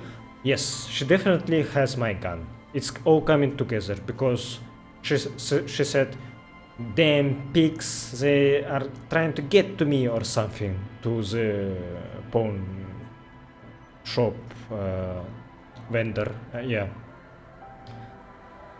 It makes sense. So my theory about female lorry driver buying that gun was kinda right, but I was thinking that it was Crassier for a long time, so yeah, I will not count this. As I've done before when she's been in trouble or just looking for solitude. I've made it clear. We welcome all kinds of people here. When was this? She came last Friday, left on Monday in a hurry. What has she gotten herself into, that girl? She seems genuinely worried about her previous tenant. She's seen her hiding out from trouble before. But this seems different. That's for the police to find out. Right there. Please answer each question to the best of your ability. I'm sure we have a few. I'm glad that Kim is with me for this. This is important. Yeah, I think I will send him to morgue after this, and then I will be done praying for today. You said she left on Monday. Yes, early with the dogs, around 8 o'clock, I think. With dogs? She probably heard the lieutenant's Kanema drive by, and it woke her up, just like it did you. Kim, she must have heard your kinema. Yes. That is a downside of having a 130 kilowatt engine. It lets the bad guys know when you are coming. His voice is tinged with pride. Is the room exactly as she left it? I cleaned it, like I always do. Was there anything else there? No. The truth, sire. What is she like, Ruby? She's good company. Knows how to talk to an old woman. At my age, you don't get a lot of quality conversation. So I really appreciate that about her. Did she talk to you much during her last stay? No, she was mostly silent this time. Kept to herself. What do you mean? She tried not to let it show, but I could tell she hadn't come to fish. Usually she likes to cast a few lines, but this time she mostly stayed in her room. Why do you think she left the bullet there? How would I know? She's a gruff one, but not violent. She doesn't go around toting a gun. She looks back toward her shack, thinking. You could ask her about your hunch, that it was a desperate measure. See if she thinks Ruby fits the bill. I have a possible explanation in my mind. Aye. Do tell. A seagull flies overhead, obviously a bad omen. It's an exit plan. On second thought, I'd rather not say. It's not something I want to think about.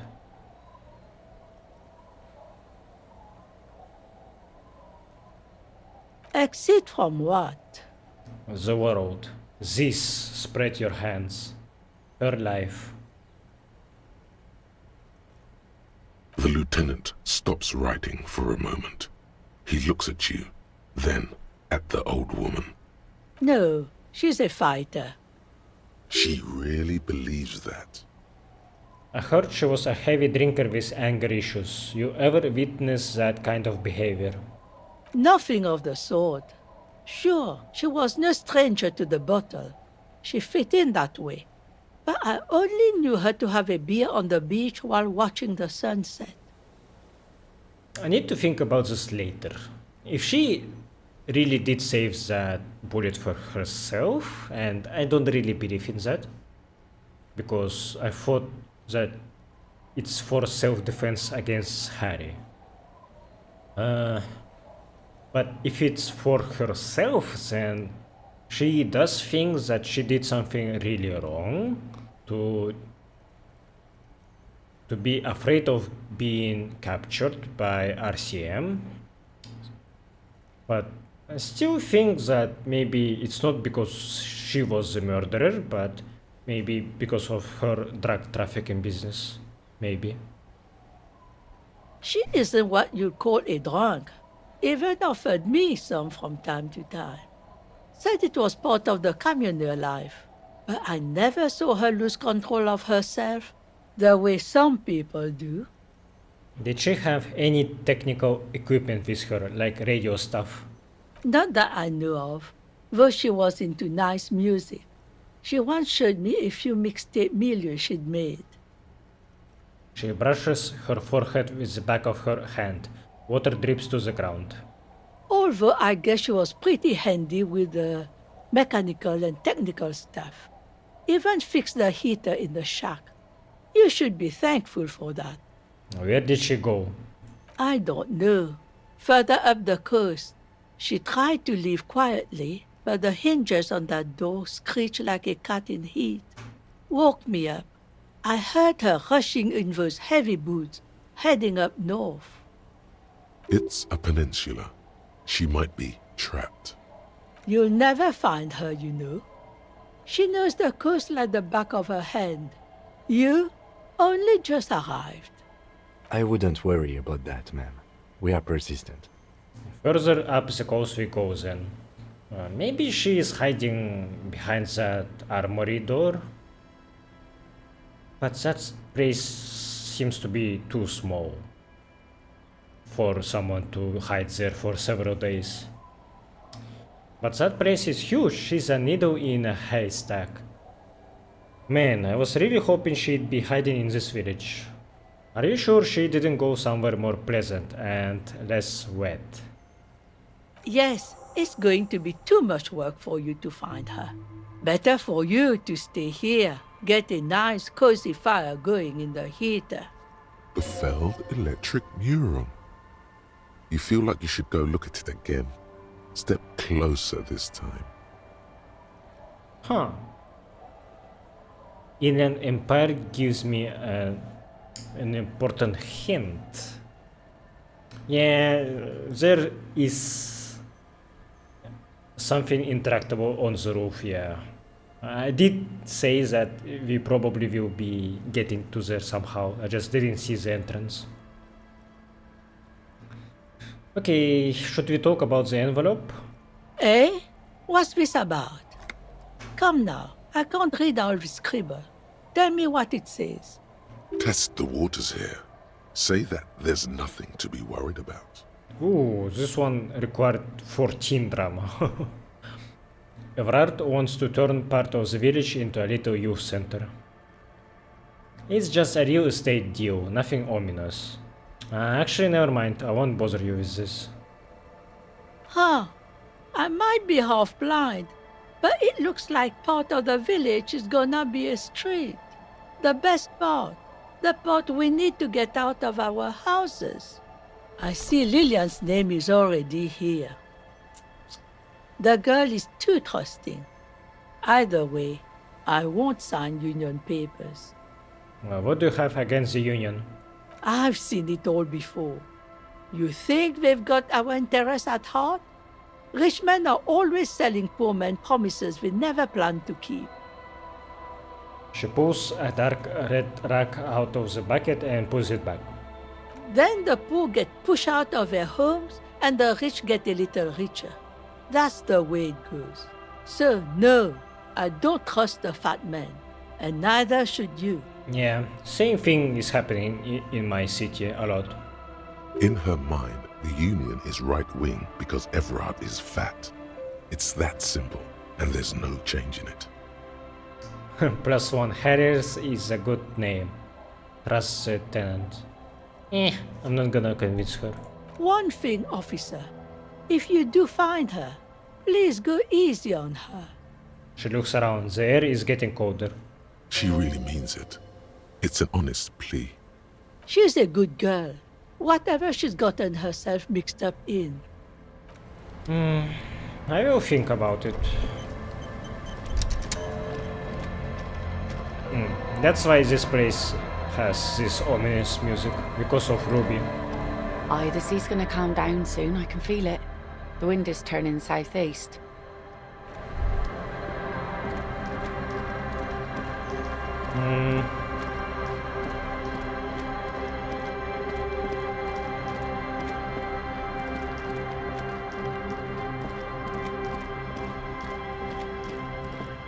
Okay, should I try forgery on this document then?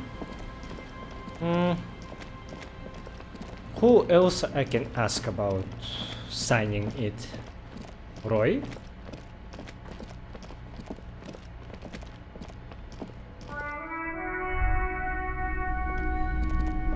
Hello, hello. Let me know if I can help you with anything.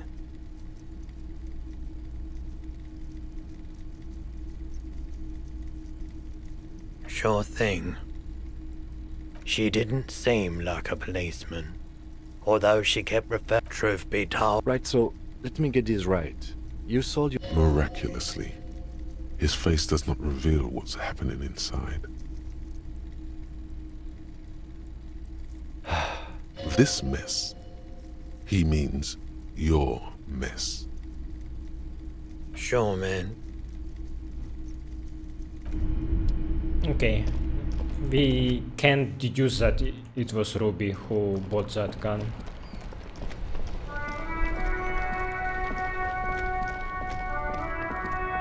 Everything's still...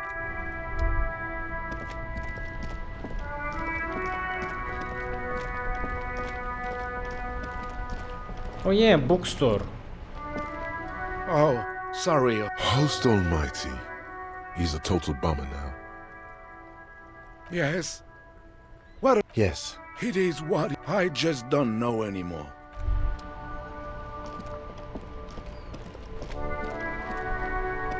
Inside, you see a set of steering levers, a radio microphone, a pull-out toolbox. This is Precinct 57. How may I assist you?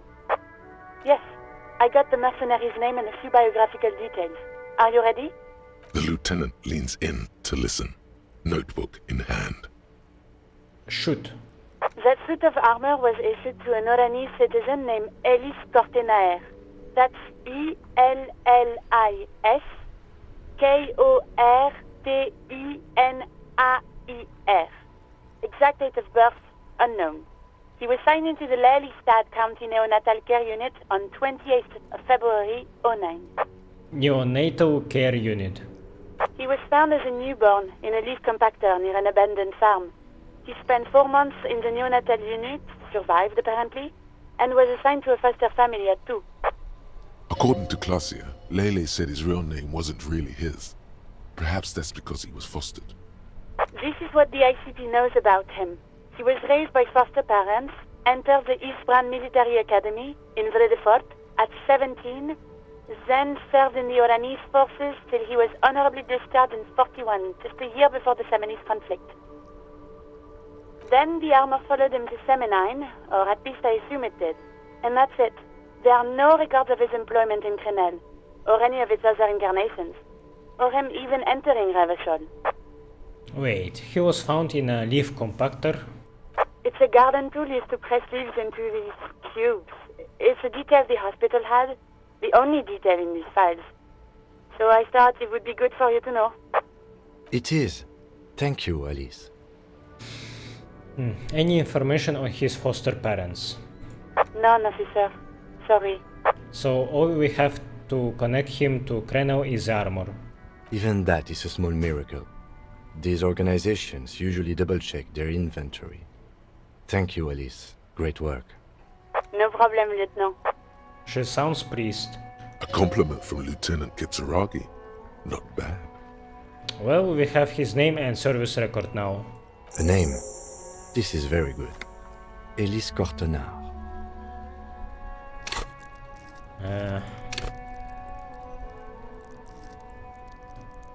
I actually will give myself more visual calculus so I can get rid of those glasses. They keep bothering me. For -1 drama. Sometimes police work is about human dignity, about giving back names to anonymous victims. I'm glad the inquiry was helpful to your investigation, officer. Did you have any other questions? Connect me to Sylvie. Just a second. Sylvie, Yes. Hello? Oh, great. What else do you need, detective? Tess Klasia's story. Was it you who called the police? No, not me. No, sorry. People don't have the money to have the... So the Union has a phone. Seems like Glacier wasn't lying when she said it was her. This corroborates her story. She made the call. Are you sure, Lieutenant? For some reason, you have a little doubt about that.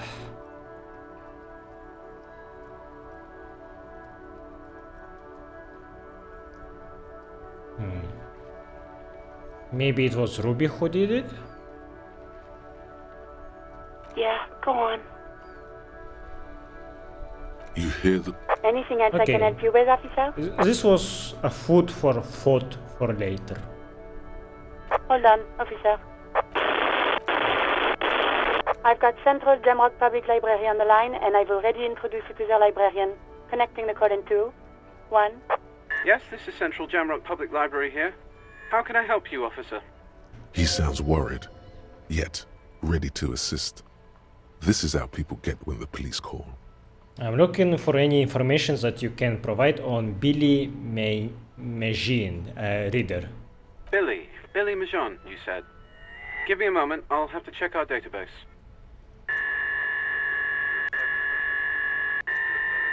Yes, hello, are you still there? I found Billy Majon's home address, is that alright?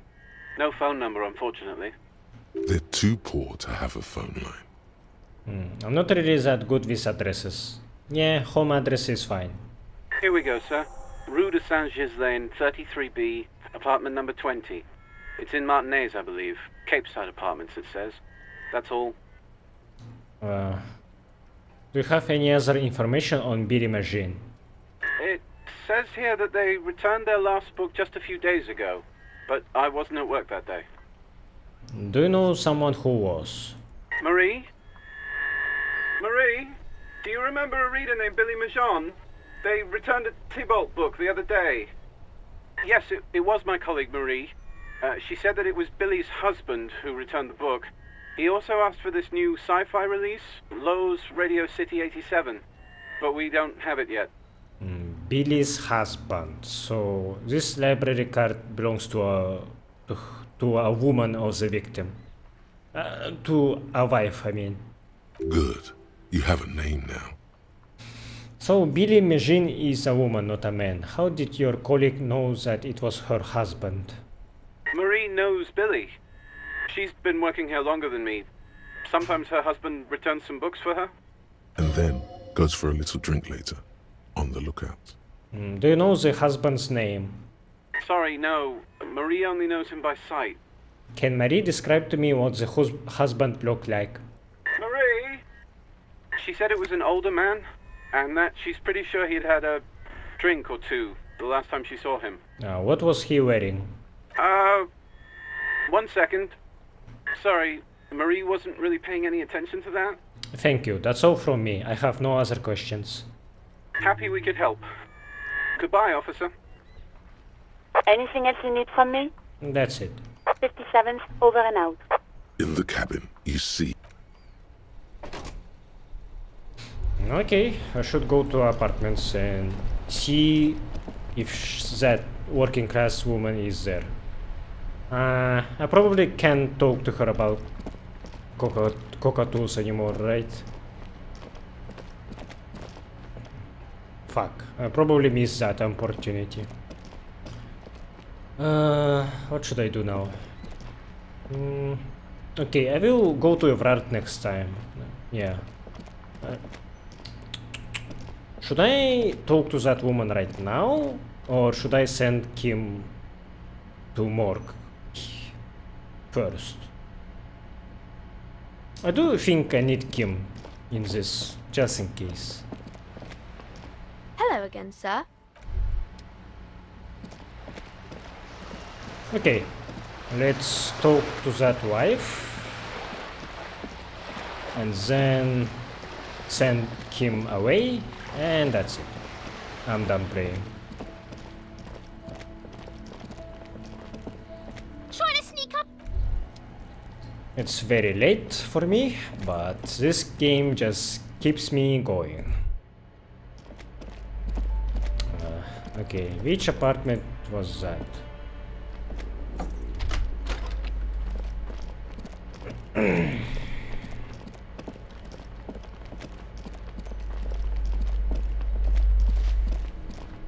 This one? No. Give me a moment. I'm looking for Billy Magine. Do you know where she lives? It's about Victor, isn't it? It's always about Victor with her. You'll find the Maisons in apartment 20 upstairs. It's one of those doors on the balcony. Thank you. I didn't think about that. Billy Magine. Magine. I think I'm saying Billy Magine because it sounds like Billie Jean song. A weathered brown door. The number reads 20. Something smells good. Soup allongio. The lieutenant motions to you to go ahead and knock. This is the door. You already know it's the right door. This is going to be so hard. Get yourself together. It's just police work. Hold on, Kim. We should discuss this before we move on. What should we expect? You're right. Let's talk this through. He looks at the apartment door and lowers his voice a bit. You hear some light footsteps and what appears to be a daily weather forecast playing on the radio. We have our first preliminary identification. In all likelihood, the deceased is the husband of Billy Magine. We need to confirm this, as well as deliver the death notification to Billy herself. Now, delivering a death notification is never an easy task. There's a reason why it's often called the most stressful part of our job. This is why it's usually done in pairs. You got this. I'll be monitoring reactions, ready to act if necessary. Do you have any advice on how to tell her he is... dead? Just don't say that you know how they feel. You don't. Good advice. What if I don't want to do this? Yes, it's hard. But there is no easy way to handle this information. It just has to happen, as soon as possible. Kim, I don't want to do this. Let's turn around. Try to bail out. Alright, I think I'm ready. The lieutenant motions towards the door. Wait. Do I have anything that gives me minus empathy? This armor, actually. Do I have anything that gives me plus empathy? Yes! Okay, I'm changing my drip. Oh yeah, I forgot to get rid of this... yeah, of these glasses. What should I replace him with? Actually, I think this should be good. It saves me 2 points, but I will spend 1 point to perception to negate this con. Yeah, next point should go to perception then.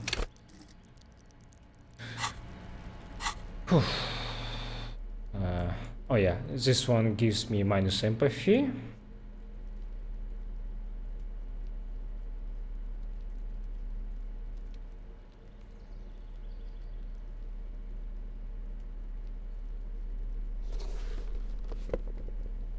Okay, anything else related to empathy?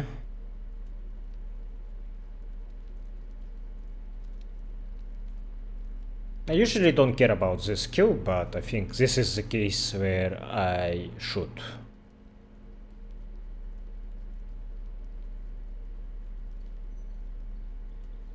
Man, so turns out when we were trolling about her husband missing, we weren't wrong about that. It's kinda awkward now that I was bothering her with that crazy talk that turned out to be right. Ooh, my empathy is super high right now because of my crows. Holy shit. Wait. This only gives me +1. Why my empathy is so high? Ah, yeah, because I put points to it to talk with Cuno. Yeah.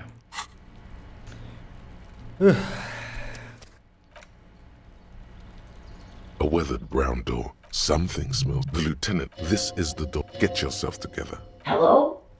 Who is it? Yeah, I recognize her voice. And someone turns down the radio. Look at the lieutenant first. He gives you a short, encouraging nod.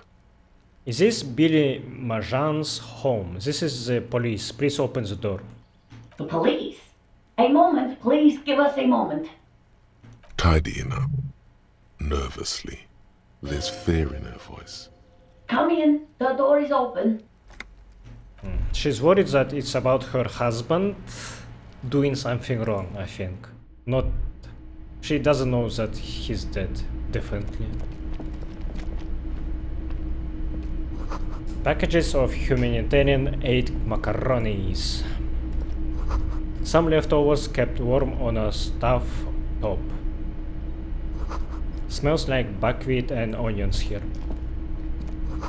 Windows covered in old newspaper clippings. Can't they afford curtains? Shish. A chalk-drawn height chart for children's growth over the years. They have 2 kids. A textbook for high school mathematics. Trigonometry mostly. The clock is ticking away with an odd cheerfulness. Posters of contemporary pop stars adorn the walls. It's you from the bookstand. Did you come to bring my cockatoo back? She smiles nervously before the smile vanishes from her face. I don't think I introduced myself properly. I'm Billy. Would you like something to drink? Tea? Lemonade? We're out of coffee. The lieutenant has taken off his foggy glasses and is busy cleaning them in his handkerchief for now. You're on your own here. You have a spare handkerchief besides the one you gave to me? Condensation from stepping inside. He must feel vulnerable without his glasses. Is this why he's letting you take the lead? Thanks, but I'm right. I'm not really here for the tea. It's not about the cockatoo. She just nods. No, this is something much worse. Is he in the hospital? How bad is it? How about some small talk before you break the news? Okay, good. Oh, red check. I'm glad that I prepared to empathy. I just felt that there will be something involved with empathy, but I didn't expect a red check. +4, Kim is here. Oh, if I did this without him, this would be much harder actually. Discuss things through with Kim. Whew, I'm glad I brought you here, because this is the last thing you will do to me, with me, this day. So, have you been? How have I been? You're not here to discuss me. What is this about, officer? Can't write a scene without knowing the actors. Ask more. Get comfortable around her. I noticed you were cooking something. People got to eat. What is this about? Why are you suddenly asking me about my cooking? Oh fuck, I'm doing this... I'm making this worse. You live here with Victor, your husband, right? It's me, Victor, and the kids here. We have 2 daughters, Jenny and Jolie. Look around, and where is everybody? I don't see anyone home. How old are your daughters? Jolie is 16 and Jenny is turning 18 next month. Oh, okay. Judging by their rooms, I expected them to be much younger. The girls are staying at their friend's place tonight. And Victor is... out. Out where? He has a problem with drinking. And so he disappears every now and then. He's probably in the parks drinking with his friends. I sent him to the library a few days ago, but I guess something came up.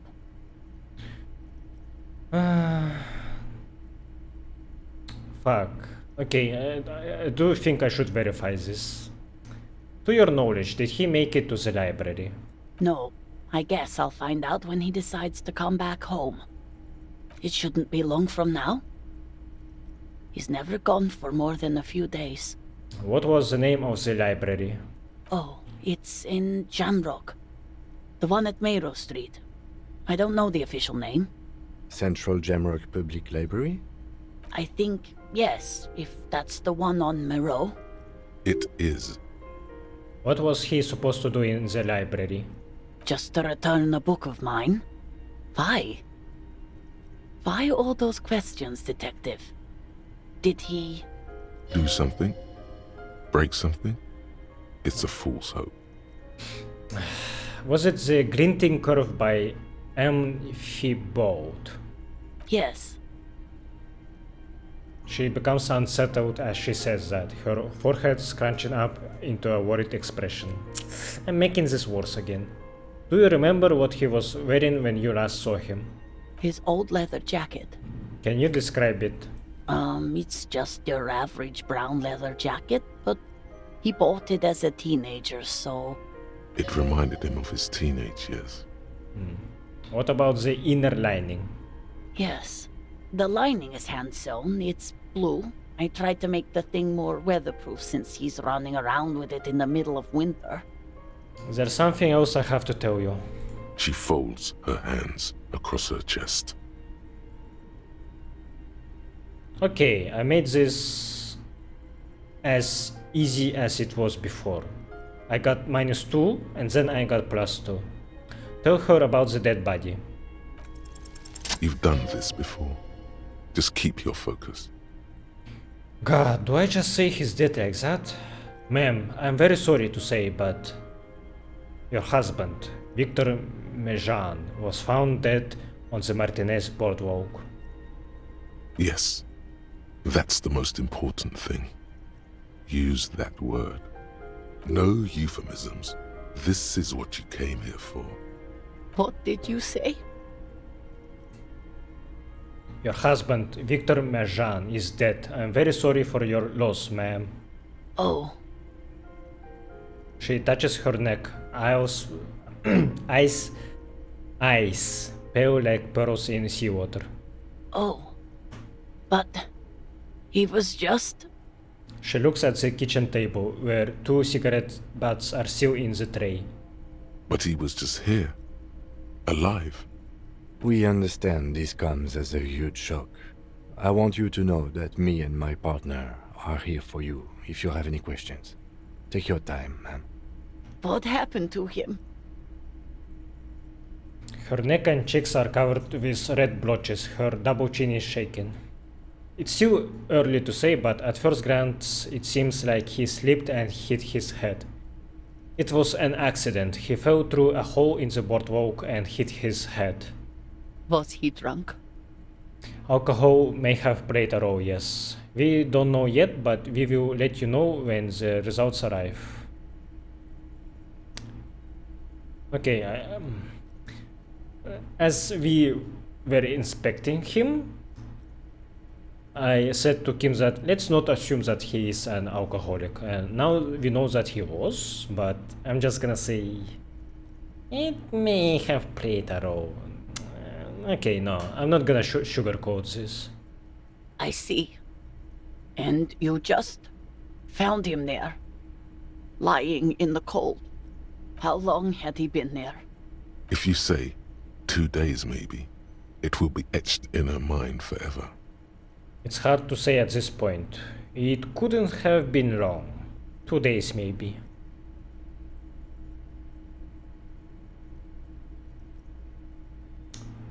What is better to say? She blinks, eyes welling up with tears, as her hand starts searching for something from the pockets of her dress. Do you need a handkerchief? Here. The lieutenant takes out his handkerchief and offers it to the woman. She nods and slowly wipes away her tears. Is there anyone we could call for you? A friend, a family member, someone who could be here for you? No. I just need to tell my girls. The air gets sucked out of her lungs suddenly. Unreal. God, should I call them? Should I tell them to come home? No. A day. Yes, they should know. Do you want us to call them and ask them here? No, take a day to recover. You'll be better prepared when they come home tomorrow. Good. That's probably the right thing. Thank you.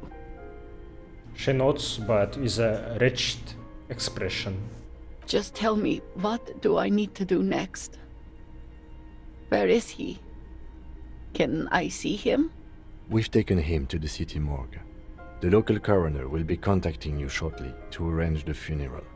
Here's his number in case you want to contact him earlier. He hands her a leaflet with the morgue's contact information. A very good call. Is there anything else that the RCM could do for you? No, I'll call you if something comes up. I'm still... She rubs her face, runs her fingers over cheeks that have become numb. Thank you. Thank you for telling me. I'll call if... Again, I'm very sorry, ma'am. We should step outside and talk. Sets the library card by her, leaves the room.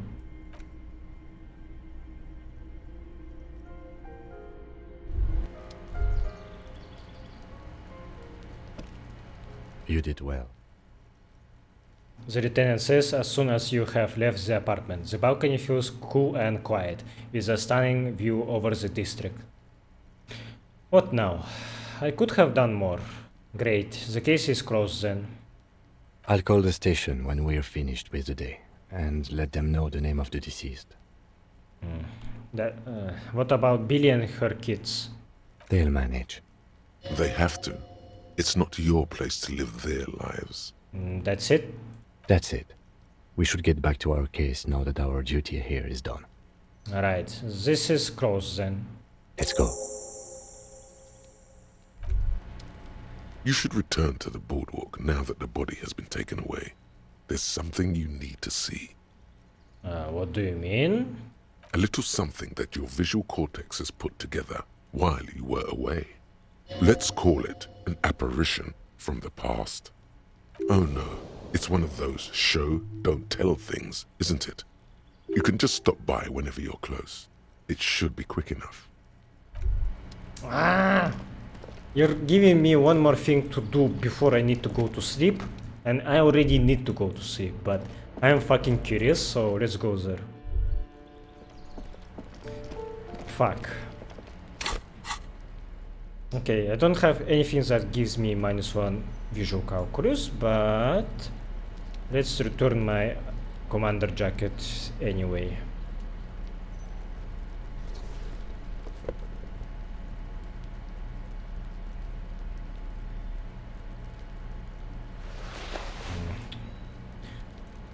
What else did I change? Yeah, I think that's it. I don't need other pants, right? These are good enough, I think. Yeah. Well, this wasn't sad, but it wasn't a tearjerker, actually. Or maybe I'm just that. Not rotten, but maybe. How do I call this?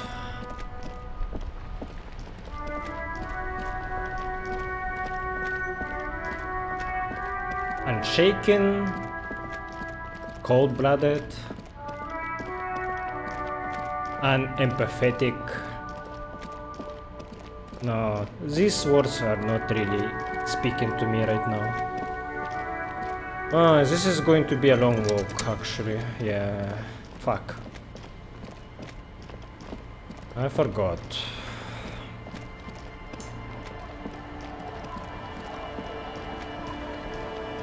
It was sad, but it's something that you can't really deal with. Like, it's nothing you can do more about, I think. We have a lot of alcoholics, and honestly, I don't really feel super bad about them getting into some troubles because of heavy drinking. Like, I think it's preventable, so if they did die because of that, I just think that, yeah, such is life. Like, I don't feel that it was something that was inevitable, that alcohol had a solid grip on them that just couldn't let go. I think if you have enough of resolve, you can stop drinking anytime you want. The cold sea breeze stings your face as you step on the boardwalk. The body is gone, but something still lingers in the air, and high above it, against the grey, a luminous wheel of pleasure, and all things bright, its wooden frame creaking in the wind. 12 red cabins form a circle that stretches from the engine below to the flocks of seagulls up in the sky. Is this view is sunken right now? The mirage looks both sad and glorious in the mist, like an insect trapped in glass. What are you looking at? The lieutenant follows your gaze but finds nothing but the horizon. I really love visual calculus. The images it gives to you are so beautiful and mournful at the same time, because they show you something that happened a long time ago and something that doesn't exist anymore. Whisper to Kim, it's a pleasure wheel. The one that Mr. Hiddleston mentioned? The lieutenant studies your face. You don't see it? The pleasure wheel, it used to take up the whole pier. What is going on with you, detective? Some sadness comes crashing over you, like a bad dream. I don't know what is going on with me. Something's coming apart. I'm just thinking about the pleasure wheel and how it has stopped bringing people any pleasure. Do you think he enjoyed his last moments out here? Do you think he was having fun? Mr. Méjean? His gaze moves to the empty bench underneath the street lamp. It looks cold and uninviting, wet from the waves. Perhaps not fun, but I do think he was trying to make himself feel better, yes. In his own way. To carve out a corner of the world where he could feel at peace for a moment. But I don't think standing here in the cold is doing you or me any good. Let's go. We've got a case to solve. The pleasure wheel stands still on the boardwalk. Its 12 red cabins suspended in the air. I think this is thumbnail worthy, because if you are someone who played this game, who did this quest, you will exactly know what happened in my episode. Yeah. Study the cabins. The little wooden gondolas dangle in the wind, their seats empty and floors littered with old ice cream papers and discarded tickets. The pleasure wheel stands still on the boardwalk, its 12 red cabins suspended in the air. Study the boardwalk. There's a ticket office made out of an old gondola, its wooden frame the same shade of red as the ones above. A sign mounted on its side declares, 20 centimes for the ride of a lifetime. There are hustlers, addicts, rag and bone merchants, even entire families, if they're particularly destitute, who've turned these cabins into huts and homes in the poorest parts of Revachol. The pleasure wheel stands still on the boardwalk, its 12 red cabins suspended in the air.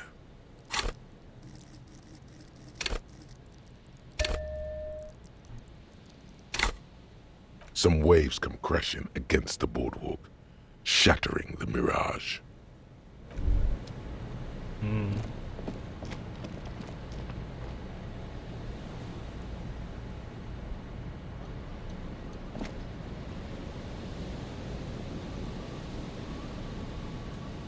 but I'm looking at this more and I see lampposts. Was the view really here? Seems like such a weird place to put it here. There's some tear. But I trust my visual calculus. If it says that it was here, then yeah, it was. Alright, Kim. Time to finally get rid of that corpse. It gave us all the information it could have, and yeah, time to put it to the rest. The bear's eyes are still Let's glowing back red. him, Kim. Take It's him away. guarding over the freezing The corpse lieutenant hidden takes the body away. inside You work its alone belly. for the rest of the day. All right. He takes out a shiny black body bag and starts putting the plastic over the dead man's face. I will need a little help carrying him. You take the hands, I'll take the legs. Bag the corpse and drag it to the motor carriage.